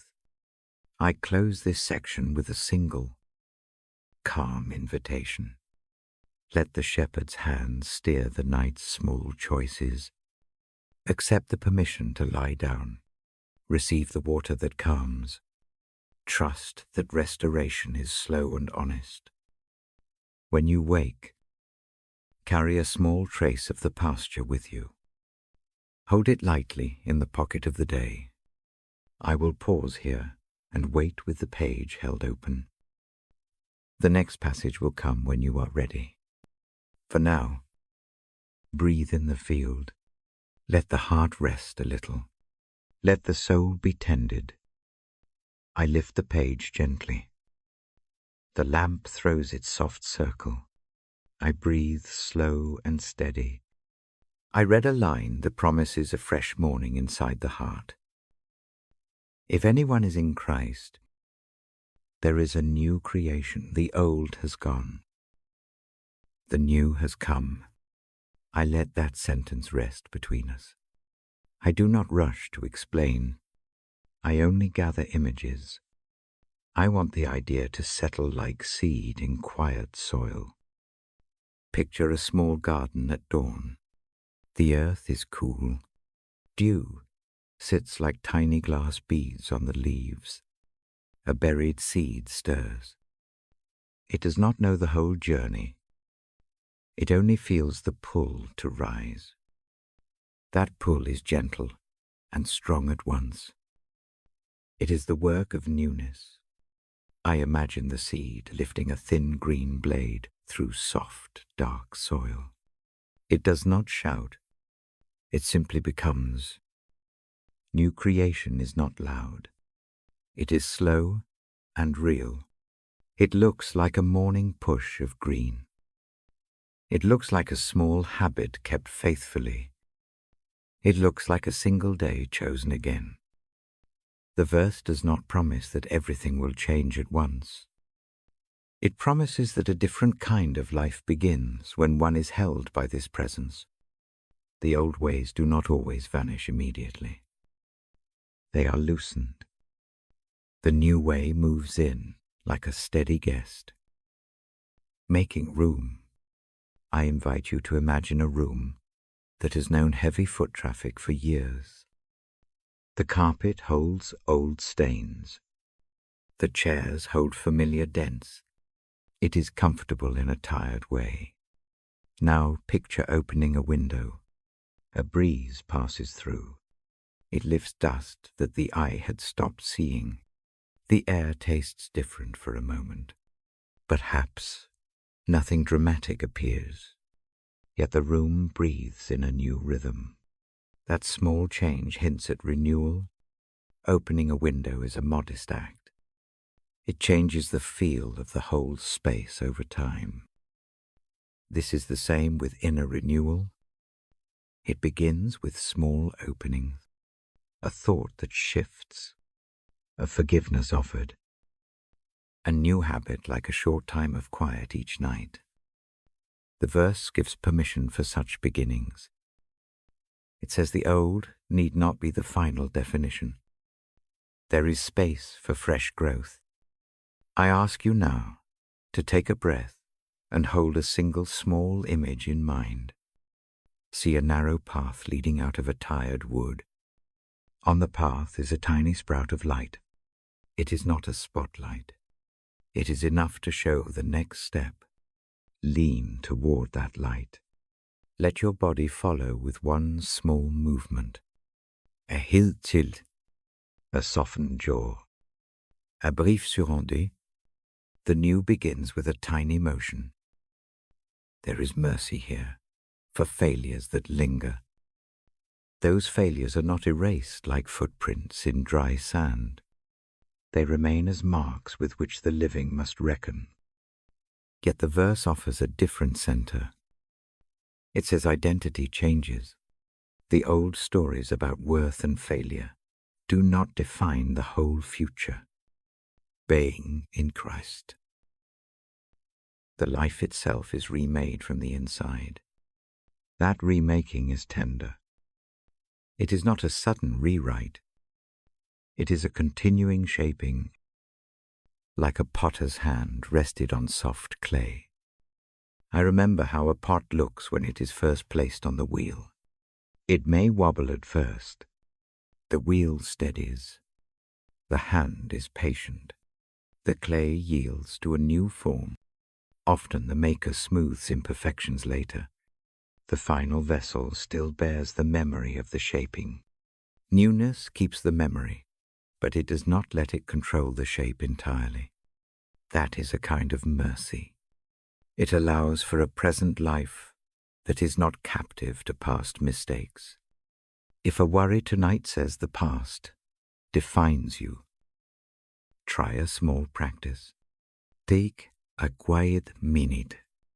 Picture a thin, narrow stream. Hold in the mind the small thing that repeats and weighs. Place that thought like a pebble in your hand. Walk to the stream in the imagination and let the pebble fall. Watch the water. Pull the pebble away. Notice it does not vanish into air. It moves. It changes place. Its weight is shifted. The act is simple. The practice is not magic. It trains the hands of the heart to let go a little. New beginnings bear practical shape. They show in tiny actions. A short note to someone you love. A plan to try again at a small habit tomorrow. A brief apology where it is needed. The new life often opens as a sequence of small, doable steps. The Scripture's promise gives courage for these small steps. It says the future is not locked by the past. I speak now about identity. Many nights the mind spins with labels: worthless, broken, not enough. The verse gives room to breathe differently. It offers the image of being clothed anew. Imagine laying aside an old coat that is patched and worn. It has kept you warm and carried its own stories. Now imagine a fresh garment placed gently over the shoulders. It fits. It does not erase the memories of the coat you wore. It simply covers with warmth that changes how the day begins. That fresh garment is not a trophy. It is a provision for living. Wear it without proving the right to wear it. There is also humility in this newness. A new creation does not mean instant perfection. It means a change of direction that opens possibility. The journey of becoming is patient. Unexpected setbacks may come.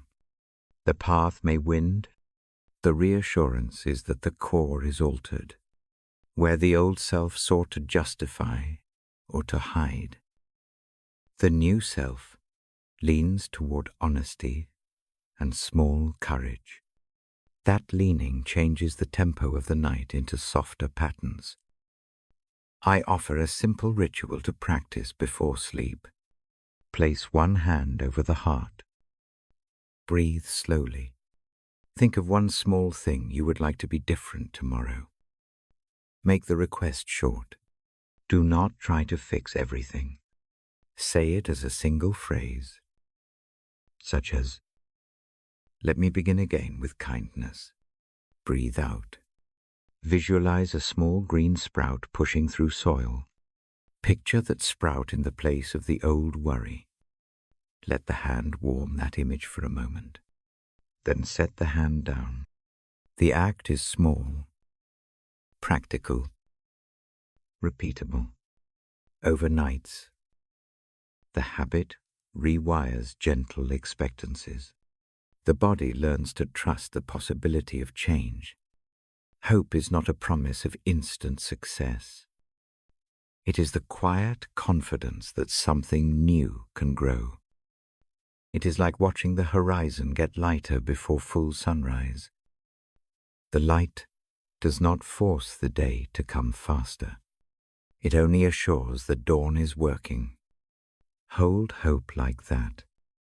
Let it be an honest companion without demanding fireworks. Community helps the fragile work of becoming. Tell one trusted person about a small step you plan to take. Share the plan not to shame yourself, but to invite steady companionship. The telling itself becomes a kind of anchor. When others witness your small beginnings, the path feels less solitary. Small acts of encouragement turn into a web of support that holds on slower nights. I also speak of letting memory be a teacher, not a jailer. Look at old mistakes and glean their lesson. Do not let them rewrite the heart's present capacity. The new creation learns from the past without surrendering to it. Imagine a map where the old roads are marked in faded ink. New routes are drawn in brighter strokes. You may visit the old roads to learn their curves. You do not have to live there anymore. If guilt presses in the night, try a short liturgy of handing it over. In thought, name the weight. Make it a single phrase. Offer it as if putting it into another's trusted care. Breathe and imagine the phrase being received. The image is not a trick. It is a practical posture that trains the mind to trust that burdens can be shared. The heart slowly learns that newness includes a new means of handling old weight. There will be nights when the old insists loudly. That is expected. Do not be harsh with the self. Speak softly, inwardly. Name the truth that change is slow. Remember the seed and the potter. Small patience is not passive. It is a steady tending. Keep the small practices. Keep the habit of turning toward the light for one tiny step at a time. Celebrate the small changes when they come. They matter more than you might think. I read the verse again, softly, to let its breath be felt. If anyone is in Christ, there is a new creation. The old has gone. The new has come. The words are not a demand to erase memory or to pretend wounds never formed. They are an opening. They are an invited change in how life is lived from hour to hour. Before I close this part, I offer one more quiet exercise. Lay or sit comfortably. Place a small stone on the bedside table. Let it stand for the old thing you carry. Tonight, name one small way you will act toward newness tomorrow. It may be a short kindness, a small correction, a brief moment of prayer. Speak the intention once with a calm voice in the mind.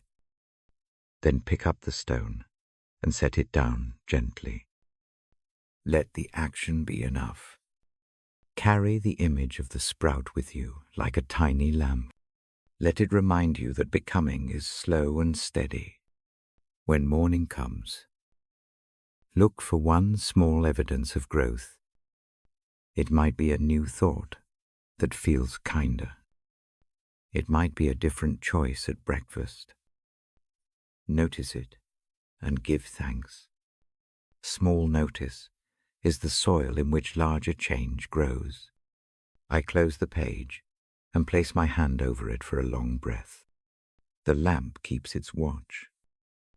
The room feels ready for rest that trusts change. If sleep asks, go without hurry. If wakefulness stays, return to the simple practices, the seed, the window, the small step. Newness does not demand grand gestures. It comes in quiet perseverance. When you are ready, let the thought of a new creation be the last warmth you tuck into the pocket of the night. I will be here for the next passage. For now, breathe and accept the small green promise of tomorrow. The lamp is low, the night is soft. I lift the page and let my fingers rest on the paper. My voice moves slowly. I read a line that promises patient strength. Those who wait on the Lord shall renew their strength. They will soar on wings like eagles. They run and do not grow weary. They walk and do not faint. I say it once and let it hang in the air. The words are not a task. They are an image to hold. They ask for patience more than speed. They ask for quiet courage in small measures. Waiting can feel empty. The clock ticks. The mind makes lists. The body tightens. Waiting in faith is different from idle delay. It is a soft attention. It is a keeping of the heart in a steady posture. It is a quiet readiness to receive help, even when help moves slowly. Picture an eagle on a high crag. It does not flap constantly. It watches the wind. It shifts its feathers when the air changes. Then, at the right moment, it rides the current without strain. The bird knows how to use what is already present. Endurance in faith sometimes looks like patience with the wind. I offer that image not to make waiting seem simple. Many nights hold real fatigue. Sometimes the body aches with work, or the mind is raw with worry, or the heart is small with grief. Still, The image of steady wings helps. It shows a different kind of movement. The motion is not frantic. It is skillful. It is wise to align with currents rather than fight them. Consider the small acts that keep a life moving when the going feels slow. A steady sleep routine, a short breath practice, a note written in the choir to remind oneself of care, a brief check-in with a friend. These acts are not dramatic. They are the feathers and tendons of endurance, or a team. They change how the body meets strain. I breathe with that thought now. Slow in, slow out. The chest rises a little. The shoulders soften. The breath is a small wind that the body learns to use. Practice the breath as if tuning the wing. Each inhale gathers strength. Each exhale releases excess tension. Do this a few times. There is no hurry. Waiting also asks for realism. Not every night resolves into clarity.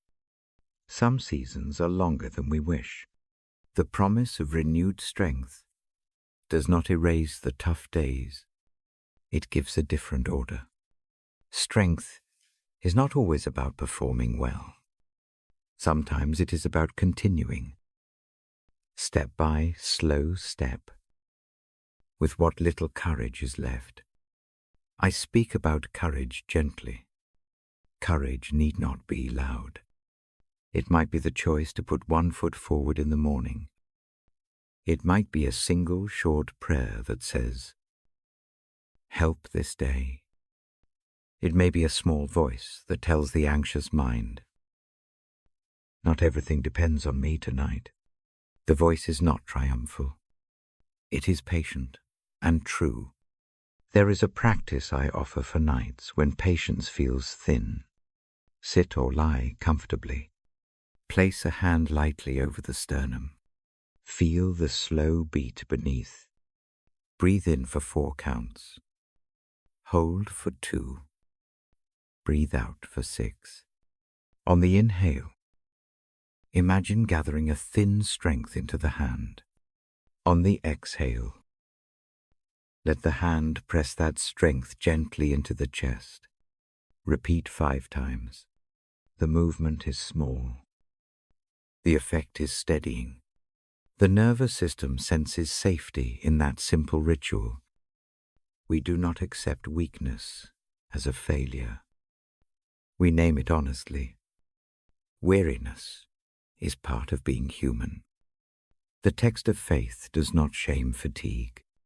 It promises that renewal is possible when rest and hope align. There is a patient medicine in that promise.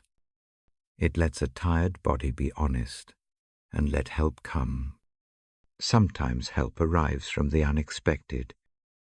A neighbor's quiet offering, a message that says, "Thinking of you," a cup of tea left at the door. These are practical gusts of wind. They lift when the self cannot. Community is a part of endurance.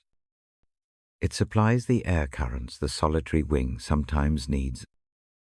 If the night asks for it, imagine one small person who steadies the heart.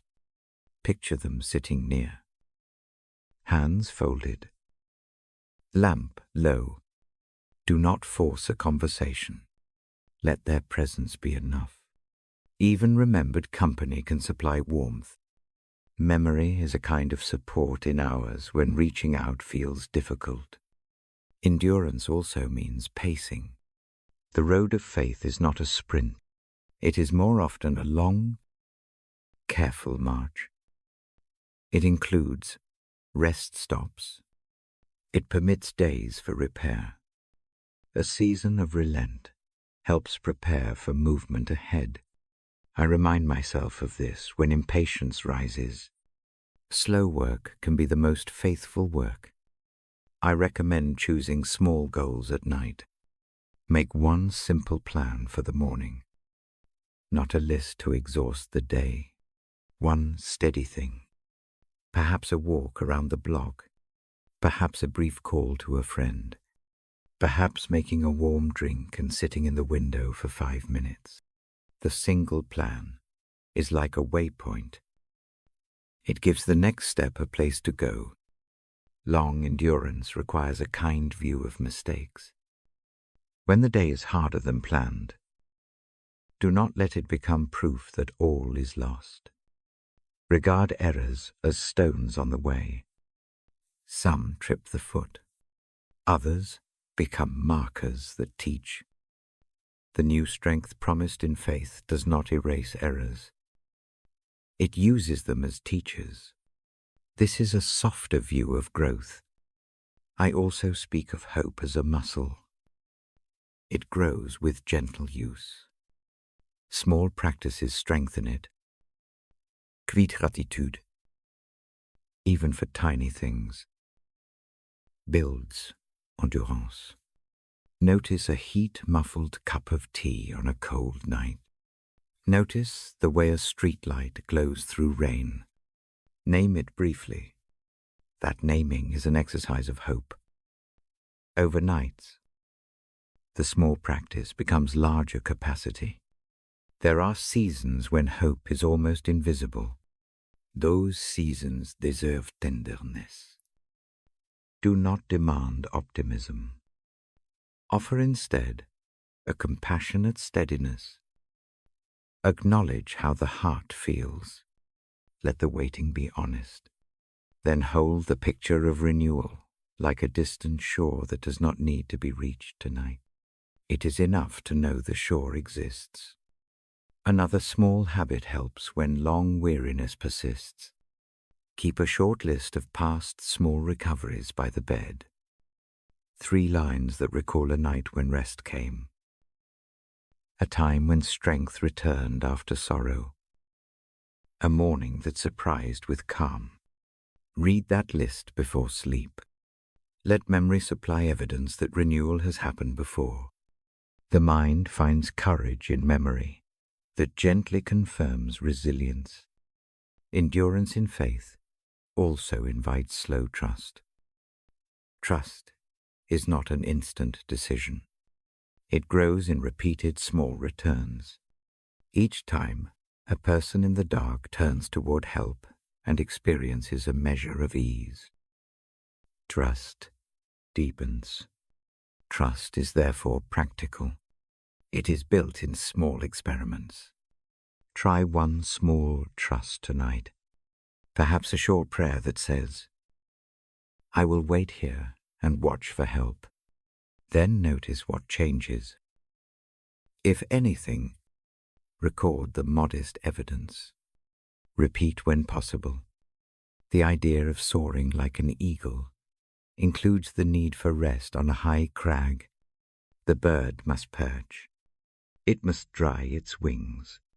So must those who wait. Allow the times of being still to be real.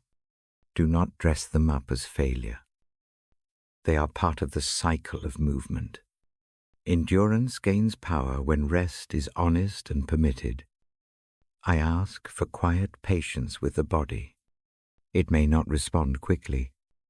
The mind may still race. That is expected. In the slow rhythm of seasons, healing and strength return in fits and starts. Celebrate small returns. A breath that feels easier. A night with fewer intrusive thoughts. A morning when the step feels lighter. Each small sign is evidence of motion in the right direction. Before I close this part, I offer a brief practice to carry into sleep. Place both palms face up on the thighs. Breathe in slowly. Picture a high cliff and an eagle's wings spread wide. As you exhale, imagine that wing touching the top of your head like a soft gesture of help. Let the image be light. Do this 3 times. Then, in one kit breath, Let go of the need to make things happen tonight. Rest in the willingness to wait. Let the night's silence be enough. I will place my finger on the page and rest there for a long moment. The lamp throws a small circle. The night moves. Slow and true. If sleep comes, let it carry you. If waking hours persist, return to the small practices. Keep the single goal for tomorrow. Breathe. Choose one step. Endurance in faith is not an heroic burst of energy. It is a steady training of the heart to hope, to wait, and to receive in the long arc of nights and days. Small, faithful habits become the wind under wings. Let that be the image to tuck beneath the pillow. Let it be enough tonight. When you are ready, yield to rest. When the morning comes, carry a single small act of steady courage into the day. I will be here for the next passage. For now, breathe slowly and know that strength can be renewed in quiet ways. I settle the book in my lap and draw a breath that wants to be gentle. The night listens. A soft hush rests over the room. Tonight, I turn toward a passage that has been a bedside lamp for many. I speak it slowly. Then let it rest like a small stone on a quiet shelf. Do not be anxious about anything, but in every situation, by prayer and petition, with thanksgiving, present your requests to God. Then the peace of God, which transcends all understanding, will guard your hearts and your minds. The words are an invitation. They ask for a movement of the hands and of the heart. They do not demand a clever argument or a tidy solution. They describe a simple exchange. Bring what troubles you. Lay it down in a particular place. Notice what happens after you have done this. I ask you now to picture a small basket. It sits near your chair or on the bedside table. The basket is plain and strong. Its weave is familiar. You have used it for little errands before carrying a cup of tea, a folded scarf, a pile of small notes. Tonight, the basket holds a different kind of cargo. It holds your concerns. The practice is gentle and concrete. Name one worry. It may be thin and sharp, or it may be wide and dull. Say its name in your mind. Do not worry about how many. Choose one for now. Walk to the basket in the imagination. Place the worry there like a small coin or like a folded scrap of paper. The act of placing is a prayer. Presenting a request looks like this. It can be as brief as a single phrase. It can be a longer, honest sentence. The form is less important than the motion. The motion says, I am not keeping this alone tonight. A hand outside myself holds it for a while. There is a particular rhythm to this kind of prayer. It begins with honesty. Speak the thing that presses the chest. Then add a short phrase of trust. You do not need to argue the trust into being. A simple, mindful phrase will do. Help me hold this. Or, please carry this with me. The phrase need not be perfectly formed. It only needs to be true enough to open the hand. After the request comes a quieting breath. Breathe in slowly. Imagine the breath moving like a soft tide into the space where the worry lived. Breathe out and imagine the worry settling in the basket like a small stone. The breath is not magic. It is a faithful motion that trains the body. A third element often follows. Offer thanksgiving. It can be brief. Thank you for listening. Thank you for care. Gratitude frames the request without pretending everything is well. The small act of thanks is not a denial. It is a habit that keeps the heart from bargaining for relief, as if relief must be bought. The result promised is not a clever fix for every thought. The promise is a guard. The peace of God is imagined, like a sentry who watches over the heart and the mind. The sentry does not break the weather or erase memory. The sentry stands steady beside the door of the inner room. In the night, that steadiness matters. Imagine the inner room now. It holds memories, needs, failures, hopes. When anxiety knocks, it can feel as if the door might fly open and everything spill out. Prayer is a way of closing the door gently and placing someone there who can watch while you sleep. The presence keeps a small lamp lit, steadying the place so it does not feel hollow and exposed. I offer a simple practice to help reception of this promise. Rest your hands on the belly or the chest. Breathe in for 4 counts.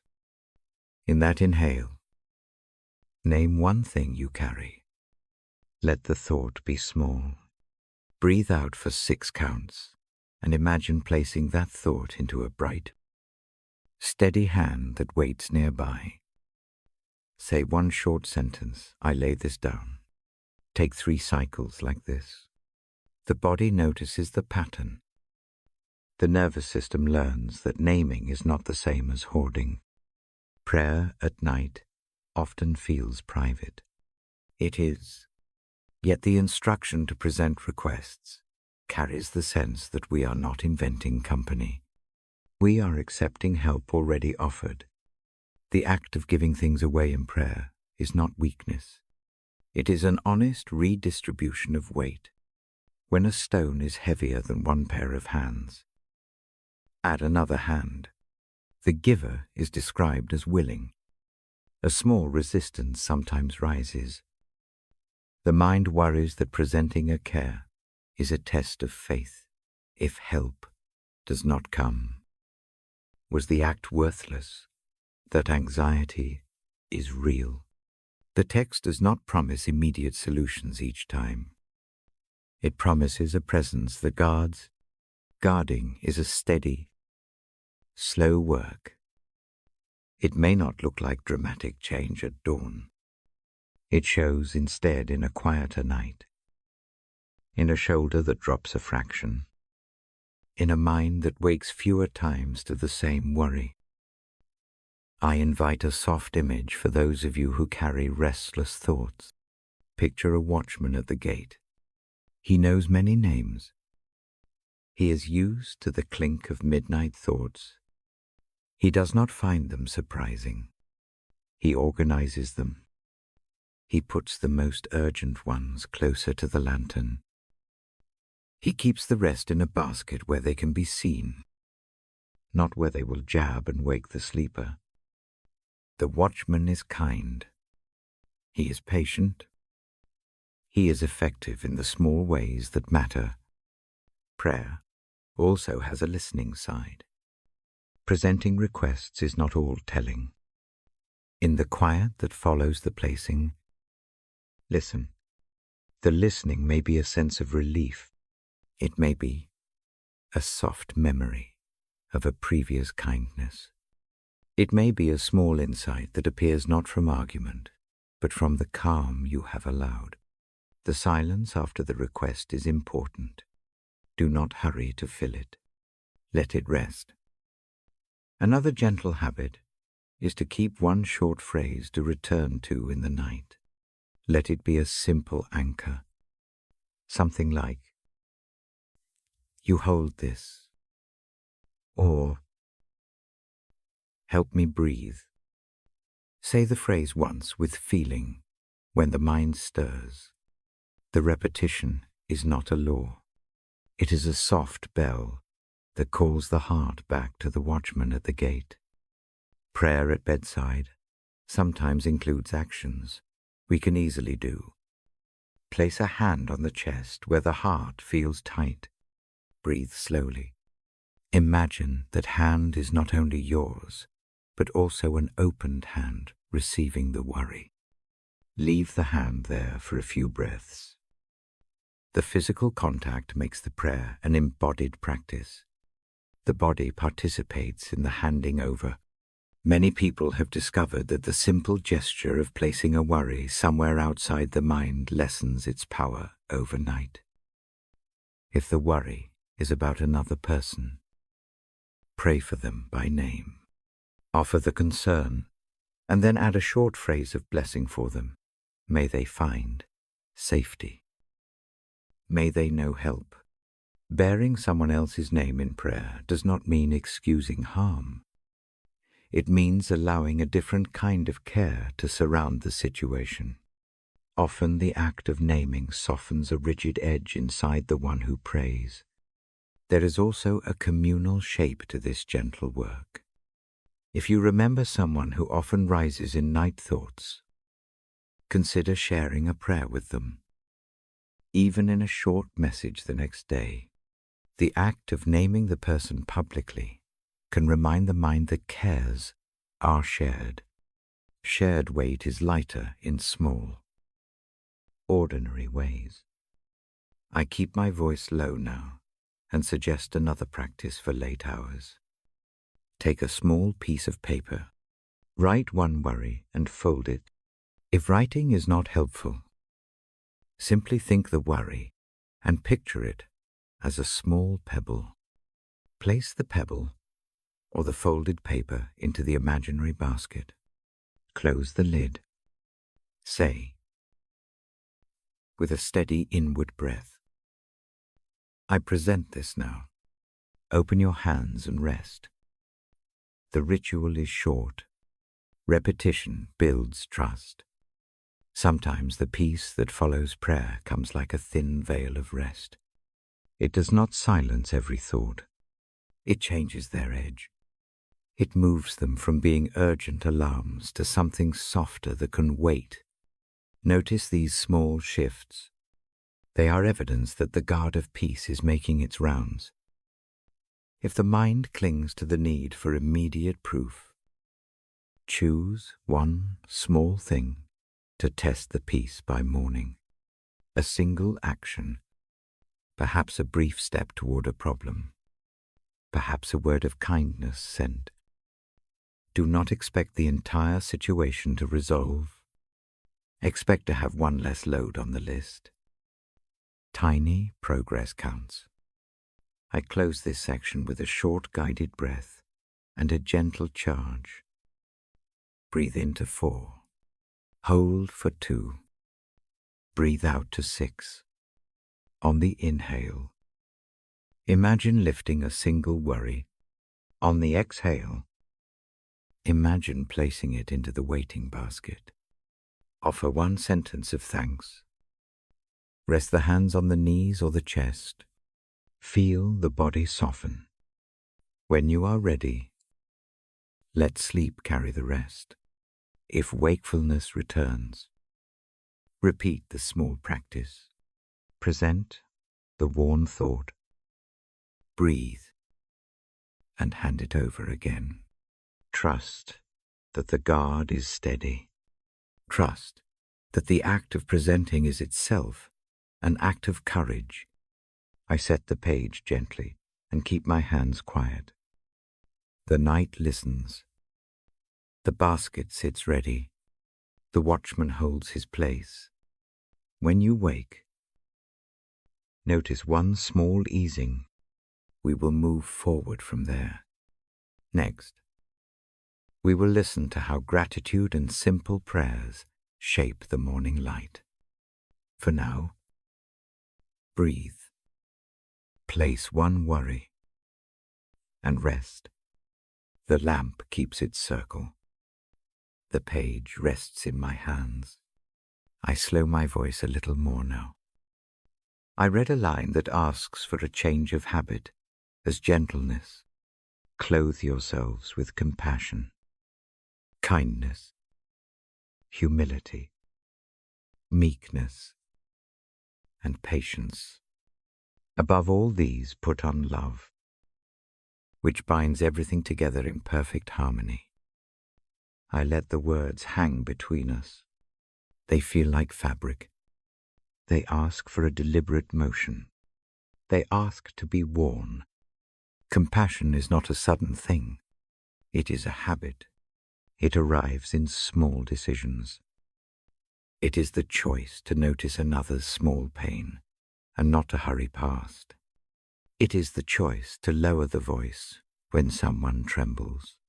It is the softening of action when a heart feels raw. Imagine a closet at the side of the room. The day's heavy coat hangs there. It has deep pockets that hold worry and sharp edges that press into the ribs. Tonight we make a small exchange. We open the closet door and remove the coat gently. We fold it and place it on a chair. We do not deny the coat's usefulness. We simply choose a different garment for the night. Reach into the closet and draw out a cloak of compassion. It is plain. The weave is soft. The sleeves are generous. When you slip it on, it does not itch. It does not demand performance. It simply settles over the shoulders and warms the places that have been cold. The act of putting it on is a tiny prayer. Compassion like this sits close to kindness. Kindness is practical. It looks for small ways to ease another's step. A cup of warm tea, left on a bedside table. A short note that says you matter. A hand that steadies a wobbling plant. These acts do not need fanfare. They are quiet, but they change small circuits of the day. Humility and meekness do not mean putting oneself down. They mean soft footing. They mean choosing not to insist on being right at every moment. The gentle person steps back from the urge to correct and instead listens. Listening is a quiet form of service. It is the slow work of valuing another's experience over the need to win an argument. Patience is part of the weave. It is the thread that holds the cloak together when things do not change instantly. People grow slowly. Wounds heal unevenly. Patience tells the hands to work slowly, not with frantic energy, but with steady, careful motions. It keeps the light on in the kitchen long enough for someone to come back into the house. Above these things is love. The text says, put on love. Love binds the rest. Think of love as the lining of the cloak. It holds everything steady. When kindness acts without love, it can turn brittle. When patience lacks love, it can become distant. But when this garment is whole, its warmth reaches every corner. I offer now a small practice you can use tonight. It is simple and quiet. Fold your hands lightly in your lap or place them on your chest. Picture the cloak of compassion near you. Inhale slowly. As you breathe in, imagine the cloak slipping over your shoulders. Feel the fabric settle. Exhale, and imagine the weight of the day's coat sliding into the chair. Repeat this 3 times. Each breath is a measured stitch. The body notices the motion. The heart remembers how to soften. There is a danger to speak of. Compassion can be mistaken for permissiveness. The cloak does not require naivety. It does not mean ignoring harm. It means seeing harm and choosing a response that seeks repair rather than revenge. Compassion keeps boundaries. It knows when to hand a broken thing to those equipped to mend it. Sometimes the kindest act is steady distance until safety returns. Compassion to others is paired with compassion inward. The hardest cloak to fasten is often the one for ourselves. Self-criticism can be loud at night. It lists mistakes until the ribs feel crowded. Practicing inward compassion is an intentional motion name, the mistake without harshness.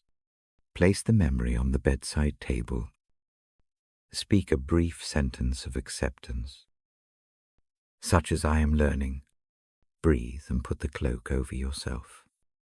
You are not excused from growth. You are allowed to be a person who grows. Practical acts make this habit real. Choose one small kindness to offer tomorrow. It need not be a grand plan.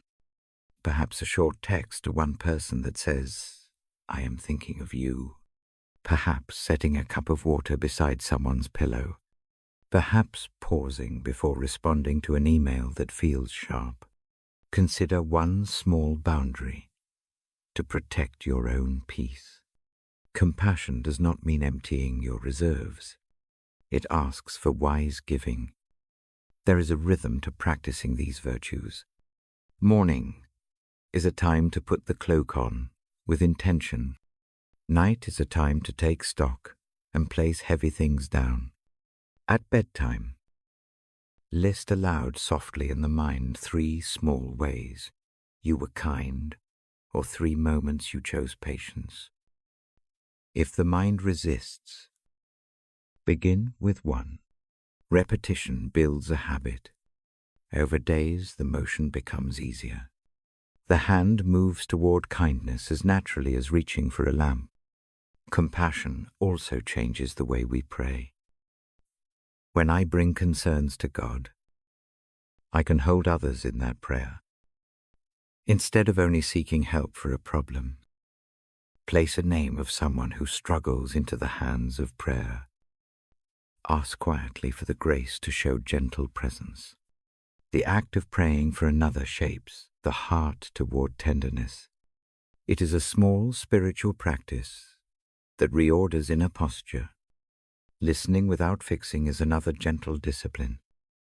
When someone speaks, resist the urge to produce immediate solutions. Instead, attend to tone, to pause, to the small trembling in the voice. A loaded silence can be a place of mercy. If someone is allowed to sit in it without being hurried, this is a rare and generous thing to offer.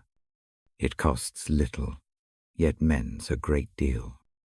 I speak now about bearing with one another. People often bring their worst nights into relationships. When someone returns to the same anxious pattern, patience plus compassion mean showing up again and again in measured ways. Bearing does not mean being consumed. It means taking turns. It means the balance of burden and rest, where both sides remember to lay down weights sometimes. Forgiveness is an active kind of compassion. It does not cancel consequences. It moves the heart toward release. Forgiving can be practiced in tiny steps. Start by imagining a small stone that carries the memory of harm. Hold it in your hand. Breathe and set it down beside the chair. Tell the memory you will no longer carry it tonight. The act is symbolic. It is a rehearsal for larger gestures of letting go. Compassion heals homes. The small daily acts bind a family's sore spots. A measured apology. A helpful hand in the kitchen. A listening ear when one member comes home tired. These are the stitches that prevent a seam from splitting. Over time, they form a cloth of care that keeps the household softer round edges. There is an image I return to often. Think of a kitchen table with a cloth that bears stains. The cloth has been used a long time. Each mark is a memory. When the family sits, hands brush the cloth. No attempt is made to hide the marks. Instead, a new clean napkin is folded and placed on the table as well. The old marks remain. They do not dominate the meal. The new napkin is a practical kindness. It invites everyone to eat without focusing only on the blemishes. Compassion is like that napkin. It does not erase the past. It gives space for present warmth. If exhaustion stands between intention and action, let mercy reframe the expectation. Some nights, the only compassionate thing possible is a short message that says, "I'm thinking of you." Some mornings, the kind act is simply making the bed. Smallness is not a lack. It is a faithful economy. The life of compassion often travels in small steps. I offer another short practice to close this section. Place one hand on each shoulder. Imagine the cloak of compassion settling down. Breathe in slowly and feel the fabric touch the skin. Breathe out and imagine that a single small kindness you will offer tomorrow slips into the cloak's pocket. It might be a note, a coffee, a word. Keep it small. Let the clothes on your shoulders remind you to move gently. Repeat this once. Then fold your hands and rest. As I keep the page in my lap, hold this thought: compassion is a way of life, not a one-time effort. It is the pattern by which small mercies become steady. It teaches the hands to move with care. It trains the heart to notice. It invites you to sleep wearing gentleness. When morning comes, try one tiny act that honors this garment. A brief kindness offered without expectation, a patient pause, a forgiving breath. Let the cloak prove its usefulness in small motions. Watch how the day circles back with quieter corners. I place a finger on the page and remain quiet for a long breath. The lamp's glow is patient. The room keeps its hush. If sleep comes, let the cloak rest on your shoulders as you go. If wakefulness keeps you company, return to the small practices. Fold the heavy coat, lift the cloak, and breathe. Compassion is a quiet wardrobe. Wearing it makes the night and the morning softer. When you are ready, we will come to the next passage. For now, settle into the cloak. Let it warm the shoulders. Let mercy be the tone that carries you into rest. I settle the page on my knees and breathe out with the slow ease of night. The lamp makes a small pool of light. The rest of the room keeps its hush. I feel the quiet first. And then I let a single verse come between us, like a soft gift. There is no fear in love. Perfect love drives out fear. The line is short. I read it slowly. I let each syllable rest. The words are not loud. They are steady. Fear arrives in small shapes. It sits at the edge of the mind like a shadow at the corner of a room. It is a low tightening in the throat. It is the hands that grip the blanket until the knuckles blanch. Fear tells stories about what might happen. It runs the future into sharp angles and heavy noises. It makes the chest small so the breath becomes thin. Love shapes the night differently. It does not begin with a list or a demand. It starts as presence. It feels like a low light at the bedside.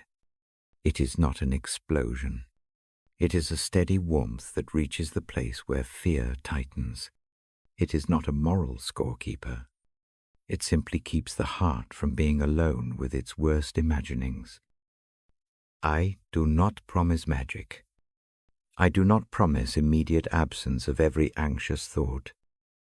What I hold to is simpler. Love softens the edges of fear.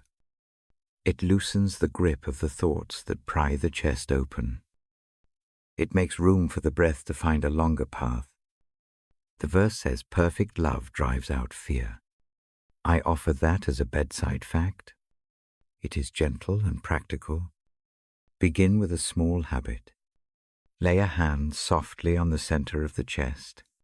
Feel the rise and fall of the breath there. Name one fear quietly in the mind. Keep it small for now. If the mind wants to take the whole day's weight, choose one edge of it, the worst figurine in the box, and hold that in thought. Say to that fear, not in loud words, but in one honest sentence, I offer this to love tonight. The language is not a test. It is a simple motion of the hand and heart. Imagine love as a low tide that comes to the shore.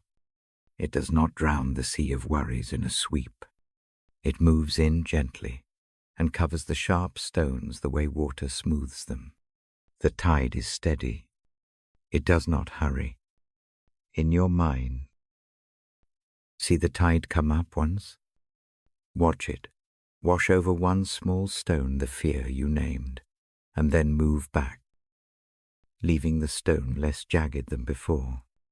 Watch the next tide come. The small shifts matter.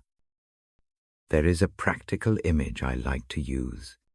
Picture a lantern that stands in the doorway between the sleeping room and the outside dark.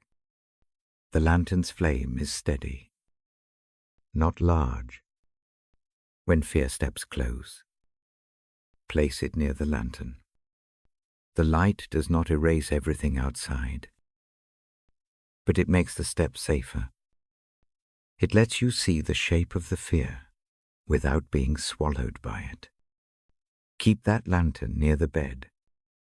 It is the thought of love as a steady presence.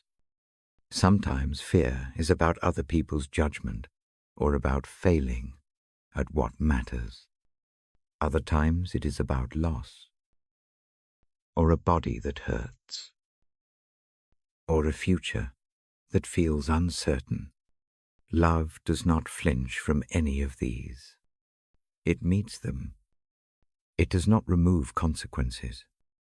It does not excuse harm. It holds what is broken with a different energy. The same hands that offer mercy also know weight and boundaries. Accepting love does not require foolish exposure.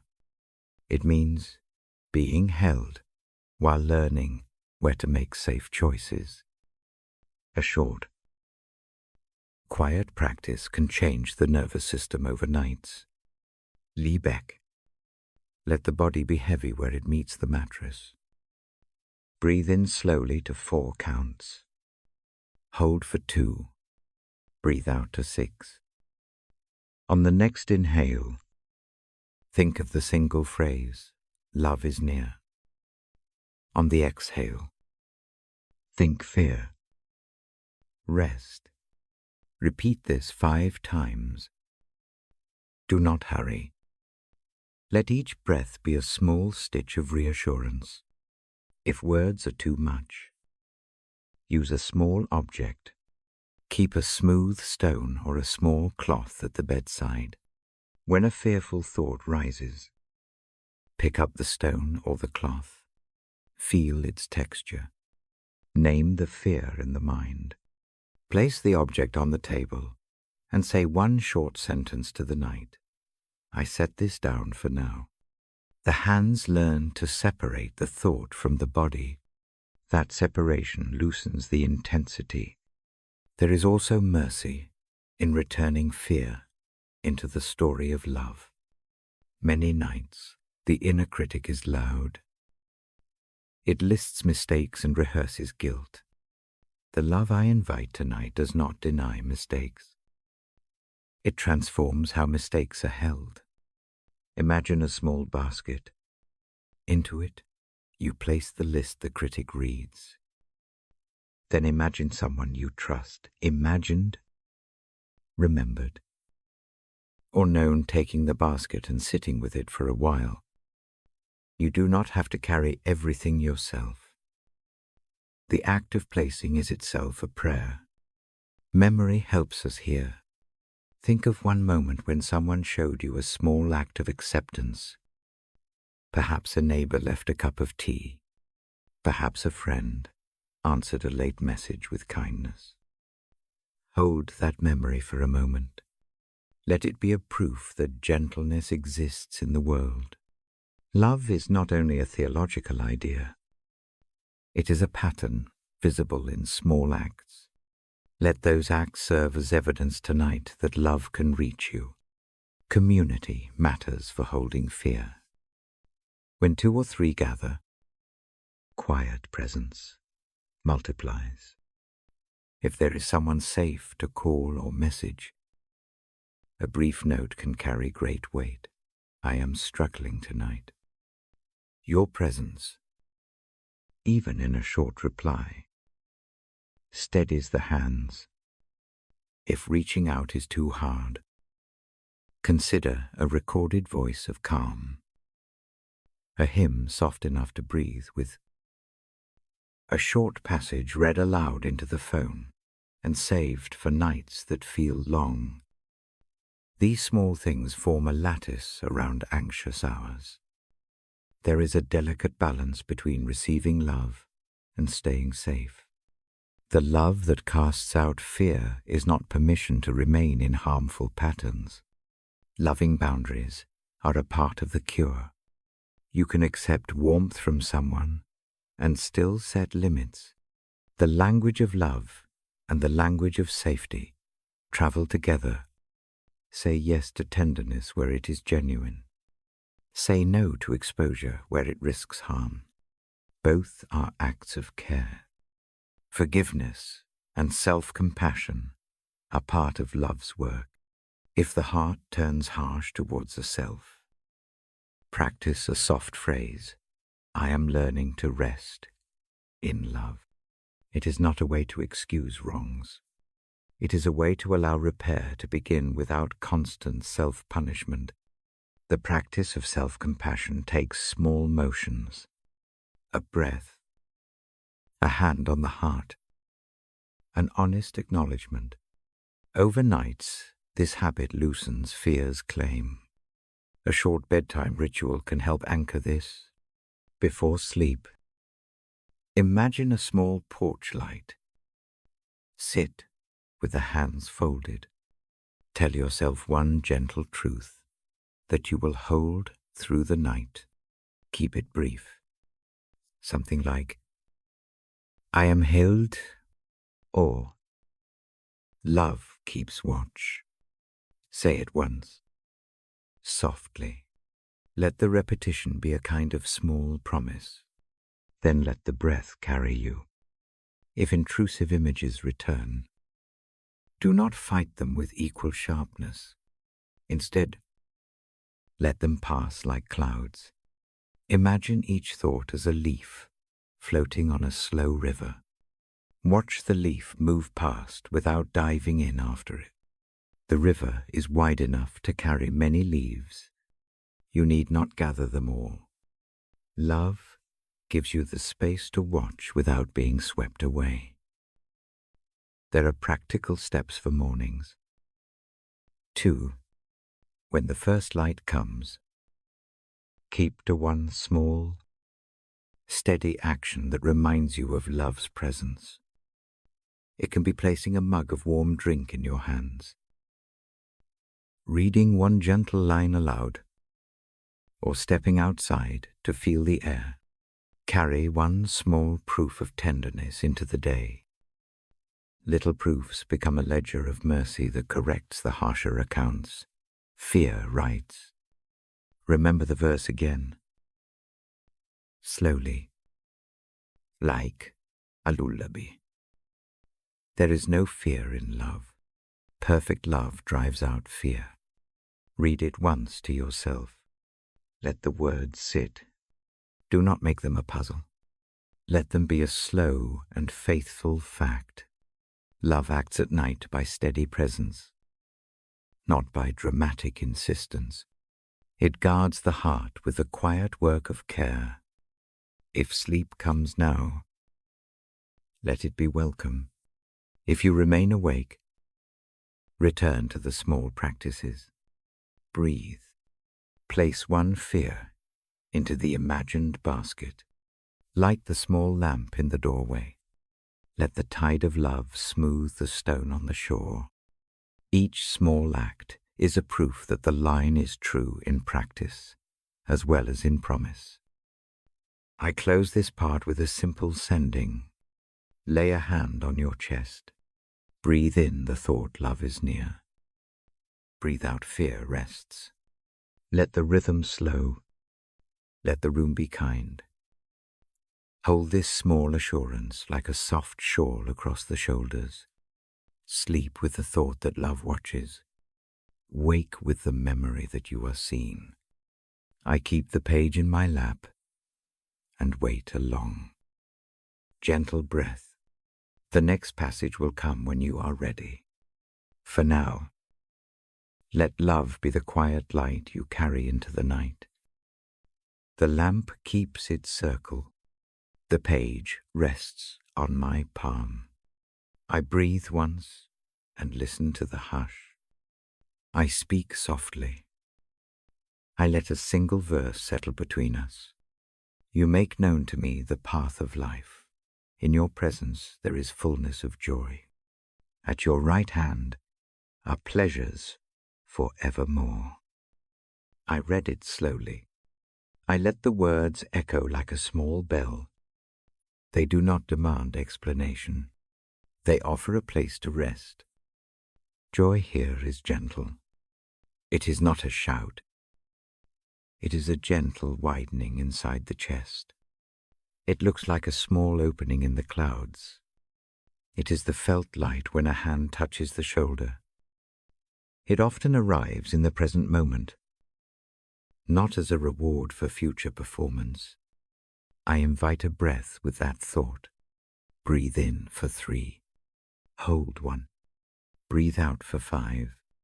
On the inhale, notice the tilt of the face toward the lamp. On the exhale, feel the ribs release a fraction. The breath is a small path into the present. Think of a single small pleasure from today. Let it be tiny. Perhaps the steam from a hot cup. Perhaps the brief surprise of a laugh. Pick one and hold it like a pebble. Look at its edges in the mind. Notice its warmth. Let the pebble sit in the hand of memory for a moment. Joy in God's presence is often like that pebble. It is concrete. It is small. It presses into the palm as proof that delight exists despite the heaviness that might live nearby.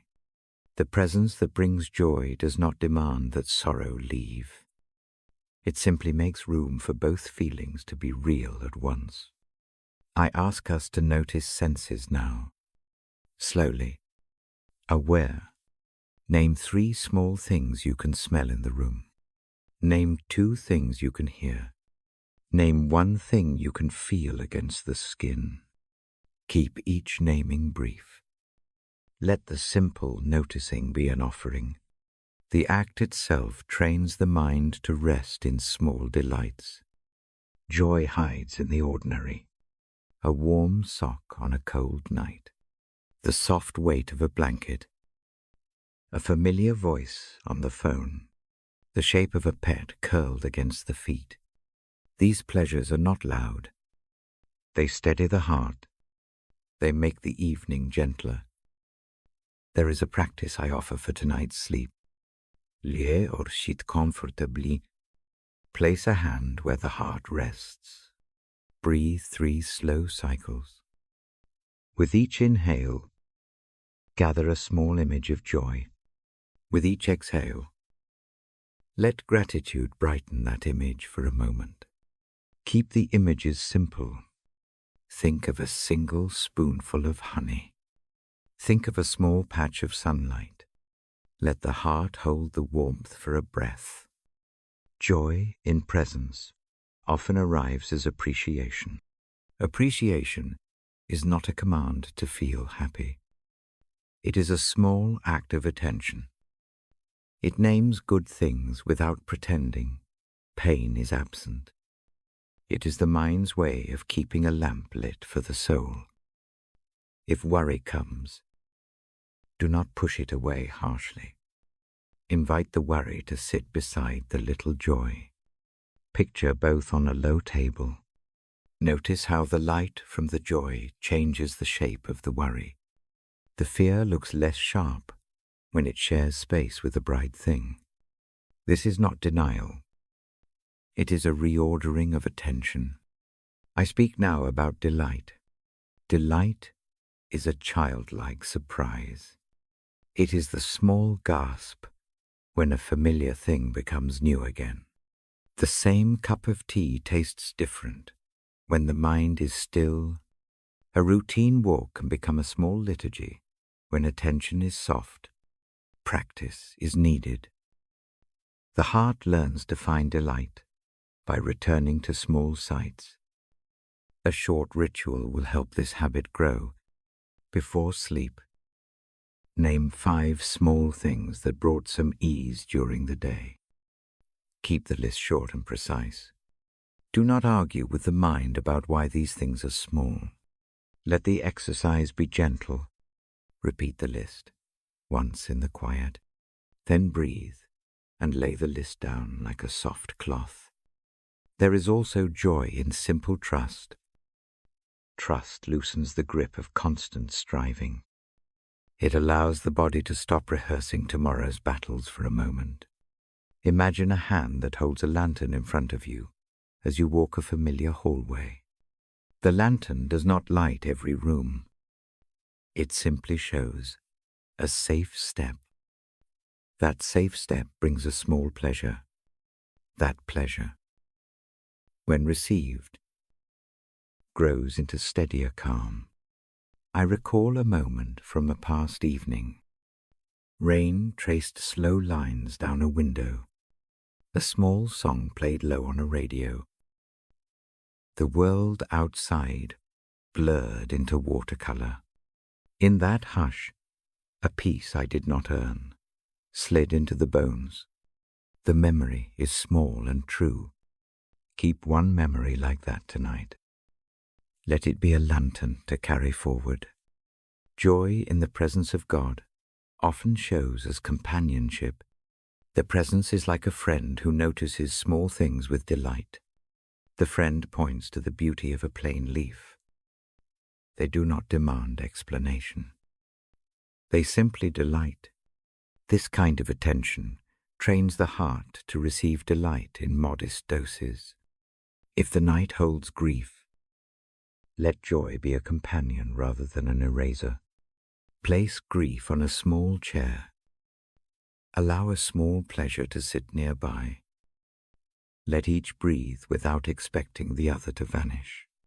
The room will not be empty, but its contours can soften.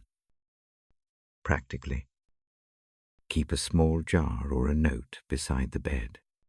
The habit is simple. Each night write one tiny joy on a slip. Drop it into the jar. The jar becomes proof. On hot mornings, open it and read 3 slips. The small habits become anchors. They do not solve the large things, but they give evidence that delight is possible. I speak also of gratitude as practice. It is an active turning of the mind toward gifts. Gifts come in modest forms. A street lamp casting a warm oval on the sidewalk, the shape of a neighbor's shadow. A short text that says, "Thinking of you. Let gratitude be specific." The mind notices details better when it names them. Another gentle practice for sleep uses the senses again. Hold a small object in the hand. It might be smooth stone or a soft cloth. Close the eyes. Notice temperature. Notice texture. Name one word for what it feels like. Let the small word be a tether. As attention rests there, the mind finds a narrower path out of spinning thoughts into simple joy. Joy is also a steady energy for tomorrow. It does not mean every plan will vanish. It simply softens the intention with delight. When tasks feel heavy, add a small pleasure to the list. A cup of tea after a call. 5 minutes of looking out the window. The pleasures steady the will. They make the day feasible, one manageable moment at a time. The presence that gives joy keeps company with mercy. Mercy and delight can live side by side. Mercy tends wounds. Delight brings a small light to healing. Both are practical. Both act in slow sequences. Let the night accept both when they come. I offer one last breathing practice. Place a hand where the ribs expand. Breathe in slowly. Think of one small delight. Picture it clearly. Breathe out and let a quiet word of thanks pass the lips inwardly. Repeat this 4 times. Each cycle is small. Together they form a gentle habit. If sleep arrives during the practice, let it come with gratitude. If wakefulness remains, rest in the memory of one small joy and return to the breath whenever the mind runs. The lamp stays low. The room keeps its hush. I lower my voice now and hold a brief silence with the verse in the mind. Presence and joy live together. They ask for simple attention. They are not earned by lists. They are received like gifts, one small moment at a time. When you are ready, keep the small joys near. Fold a memory into the pocket of the night. Let the lamp watch. I will stay with the page for a little while longer. The final part will come when that small memory settles. For now, breathe the present. Let the delight of this hour be enough. I slow my voice until it becomes a thread. The lamp near the page dims in my mind. The room you have made, soft and small. I am the one who reads the Bible to you before sleep. I have shared words and images tonight. Now I take a last breath with you. We close together. Settle deeper where you are. Adjust the blanket if needed. Let the hands rest. Palms down or up. Feel the weight of the body meeting the bed or chair. Notice pressure and warmth. Notice the places that do not need to move. Breathe in through the nose. Breathe out through the mouth, as if letting a small bell toll once and fade. Do this twice more. Each breath is slow and clean. Begin a gentle scan of the body. Let attention travel like a soft finger. Start at the toes. Ask them to rest. Let the soles soften. Move the attention to the ankles. Soften the calves. The thigh muscles let go of tightness. The hips sink a little deeper. The belly rises slowly on the in-breath and releases on the out-breath. The hands rest. Without effort, the shoulders drop a fraction. The neck lengthens, the jaw unclenches, the space behind the eyes relaxes, the forehead smooths. Each small place that loosens makes room inside the chest. Picture a small harbor at dusk. Boats come in one by one. They do not hurry. Each boat finds its mooring. The water reflects a dim sky, and the slow lights at the quay. You are in one of those boats. You do not need to anchor alone. A gentle tide carries you to a safe dock. The harbor does not demand skill. It only receives you. Let that sense of arrival fill the ribs now. Let the weight of being received fall like the soft slap of rope on timber. If the mind offers lists, treat them like paper notes you fold and place in a drawer. You can open the drawer tomorrow. For tonight, the drawer stays closed. If memories come, allow them to pass along a gentle stream in the harbor image. Watch them float by without chasing. Some may pause at the quay. Let the tide carry them onward if they prefer. Do not wrestle the thoughts. Observe and lay them aside.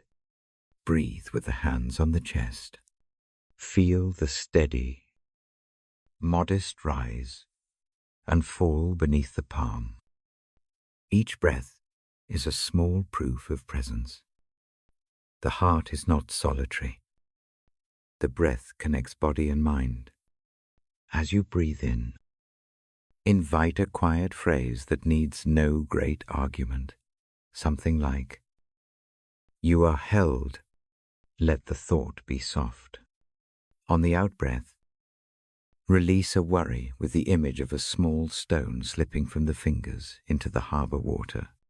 Watch the ripple grow and fade. I read scripture aloud for you tonight. Those words were not a test. They were company. They were a lamp for your feet and a hand at the shoulder. Carry that company into this closing quiet. The voice that read has been steady, not urgent. Let that steadiness become the rhythm of your breathing now. With each cycle, feel a deeper settling. You do not need to fix everything before sleep. You only need to let rest arrive. Imagine a presence like a warm cloak laid across the knees. It does not demand explanation. It only covers. Let that cloak be the presence of God.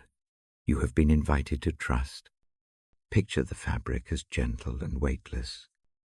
It warms the places where the night feels thin. Feel its warmth at the shoulders and the chest. Know that it is near without needing to describe how. Allow the warmth to reach any place of ache. If forgiveness needs saying, say it softly to the air. No performance. No long speech. A single sentence in thought can be enough. Help me to let go. Help me to learn. If sorrow needs weeping, allow the tears. Let them come without shame. Tears water the soil of the heart. If laughter surfaces, let it come. Both are welcome. Both are ways the soul rearranges heavy things into lighter shapes. Now follow a simple counting with the breath. Inhale slowly to 4. Hold 1. Exhale to 6. Imagine each exhale washing a small corner of the mind clean. Count these cycles 4 times. On the final exhale, imagine a gentle light settling in the chest that stays and warms. This light does not solve every tomorrow. It steadies this night. As the breath slows, bring to mind one small good thing from the day. A tiny thing will do. The color of a cup. A brief, kind word. The way a breeze touched the face. Hold it gently. Let the memory sit like a small stone of comfort in the palm. Give thanks for it in silence. No need for long sermons. Gratitude is a simple muscle. Use it once now. Listen for a soft phrase from the heart. It may be the same for many. You are not alone. Let those words settle as a quiet truth. Repeat them in the mind. Like a slow echo, place them on the next inhale. Feel them soften the exhale. Let them be the border of tonight's sleep. I place my hand on the page and imagine placing a blessing with it. This blessing is not heavy. It is not a list of demands. It is a simple, steady hope. May peace find you. May mercy sit beside you, like a companion who does not rush the morning. May courage be the small, steady step you wake to. May rest be your portion while you sleep. Receive this blessing now with the body. Feel it as a warmth that does not crowd. It is an assurance of presence, a promise that you are watched with care. God's love is not distant. Picture it as a quiet light that follows you into the harbor and stays on the dock. It is constant at your side. It does not leave when the clock moves or the dream tugs at the mind. It remains until dawn. If anxiety returns during the night, return to the breath. Let the slow rhythm be a tether. If wakefulness takes you, do not judge. Use a soft practice, breathe. Name one small fact, and return your attention to the resting rhythm. Sleep is patient with those who keep returning to it with gentleness. Before the night closes, I invite a brief act of surrender with one hand on the heart and one on the belly. Breathe 3 slow cycles. On each inhale, imagine drawing in steady light. On each exhale, say silently, I give this to be held. Let the third exhale be a long, soft letting go. Allow the eyes to close if they have not already. Stay quiet. Let the body do what it needs. I have read scripture, and I have sat with you in this hour. My voice will rest now. But the presence that accompanied the words remains. It is not a voice that leaves with the page. It is a presence that lingers like a soft hearth in the room. Trust that presence. Lean into it for the night. Receive one final blessing spoken from my heart to yours. May you sleep with the knowledge that grace surrounds you. May mercy meet you in the dark places. May hope be planted like a small seed beneath the pillow. May you be kept safe until morning comes. When daylight arrives, may you rise with a little more ease than before. I do not promise that all troubles will be gone at dawn. Troubles me remet. Wounds may need long tending, but you will not walk alone. The hand that guides does not demand perfection. It waits with patience and steady care. Sleep in that company. Rest now. Let the breath slow to its natural pace. Let the harbor hold the boat. Let the cloak warm the shoulders. Let the light in the chest be enough. Know that I have read for you tonight. Know that the presence of God is near and unfailing in love. Trust it until you rise. Good night. Go into this rest with peace. Awake when you must. Rise with hope. I remain with the memory of this hour until the morning finds you.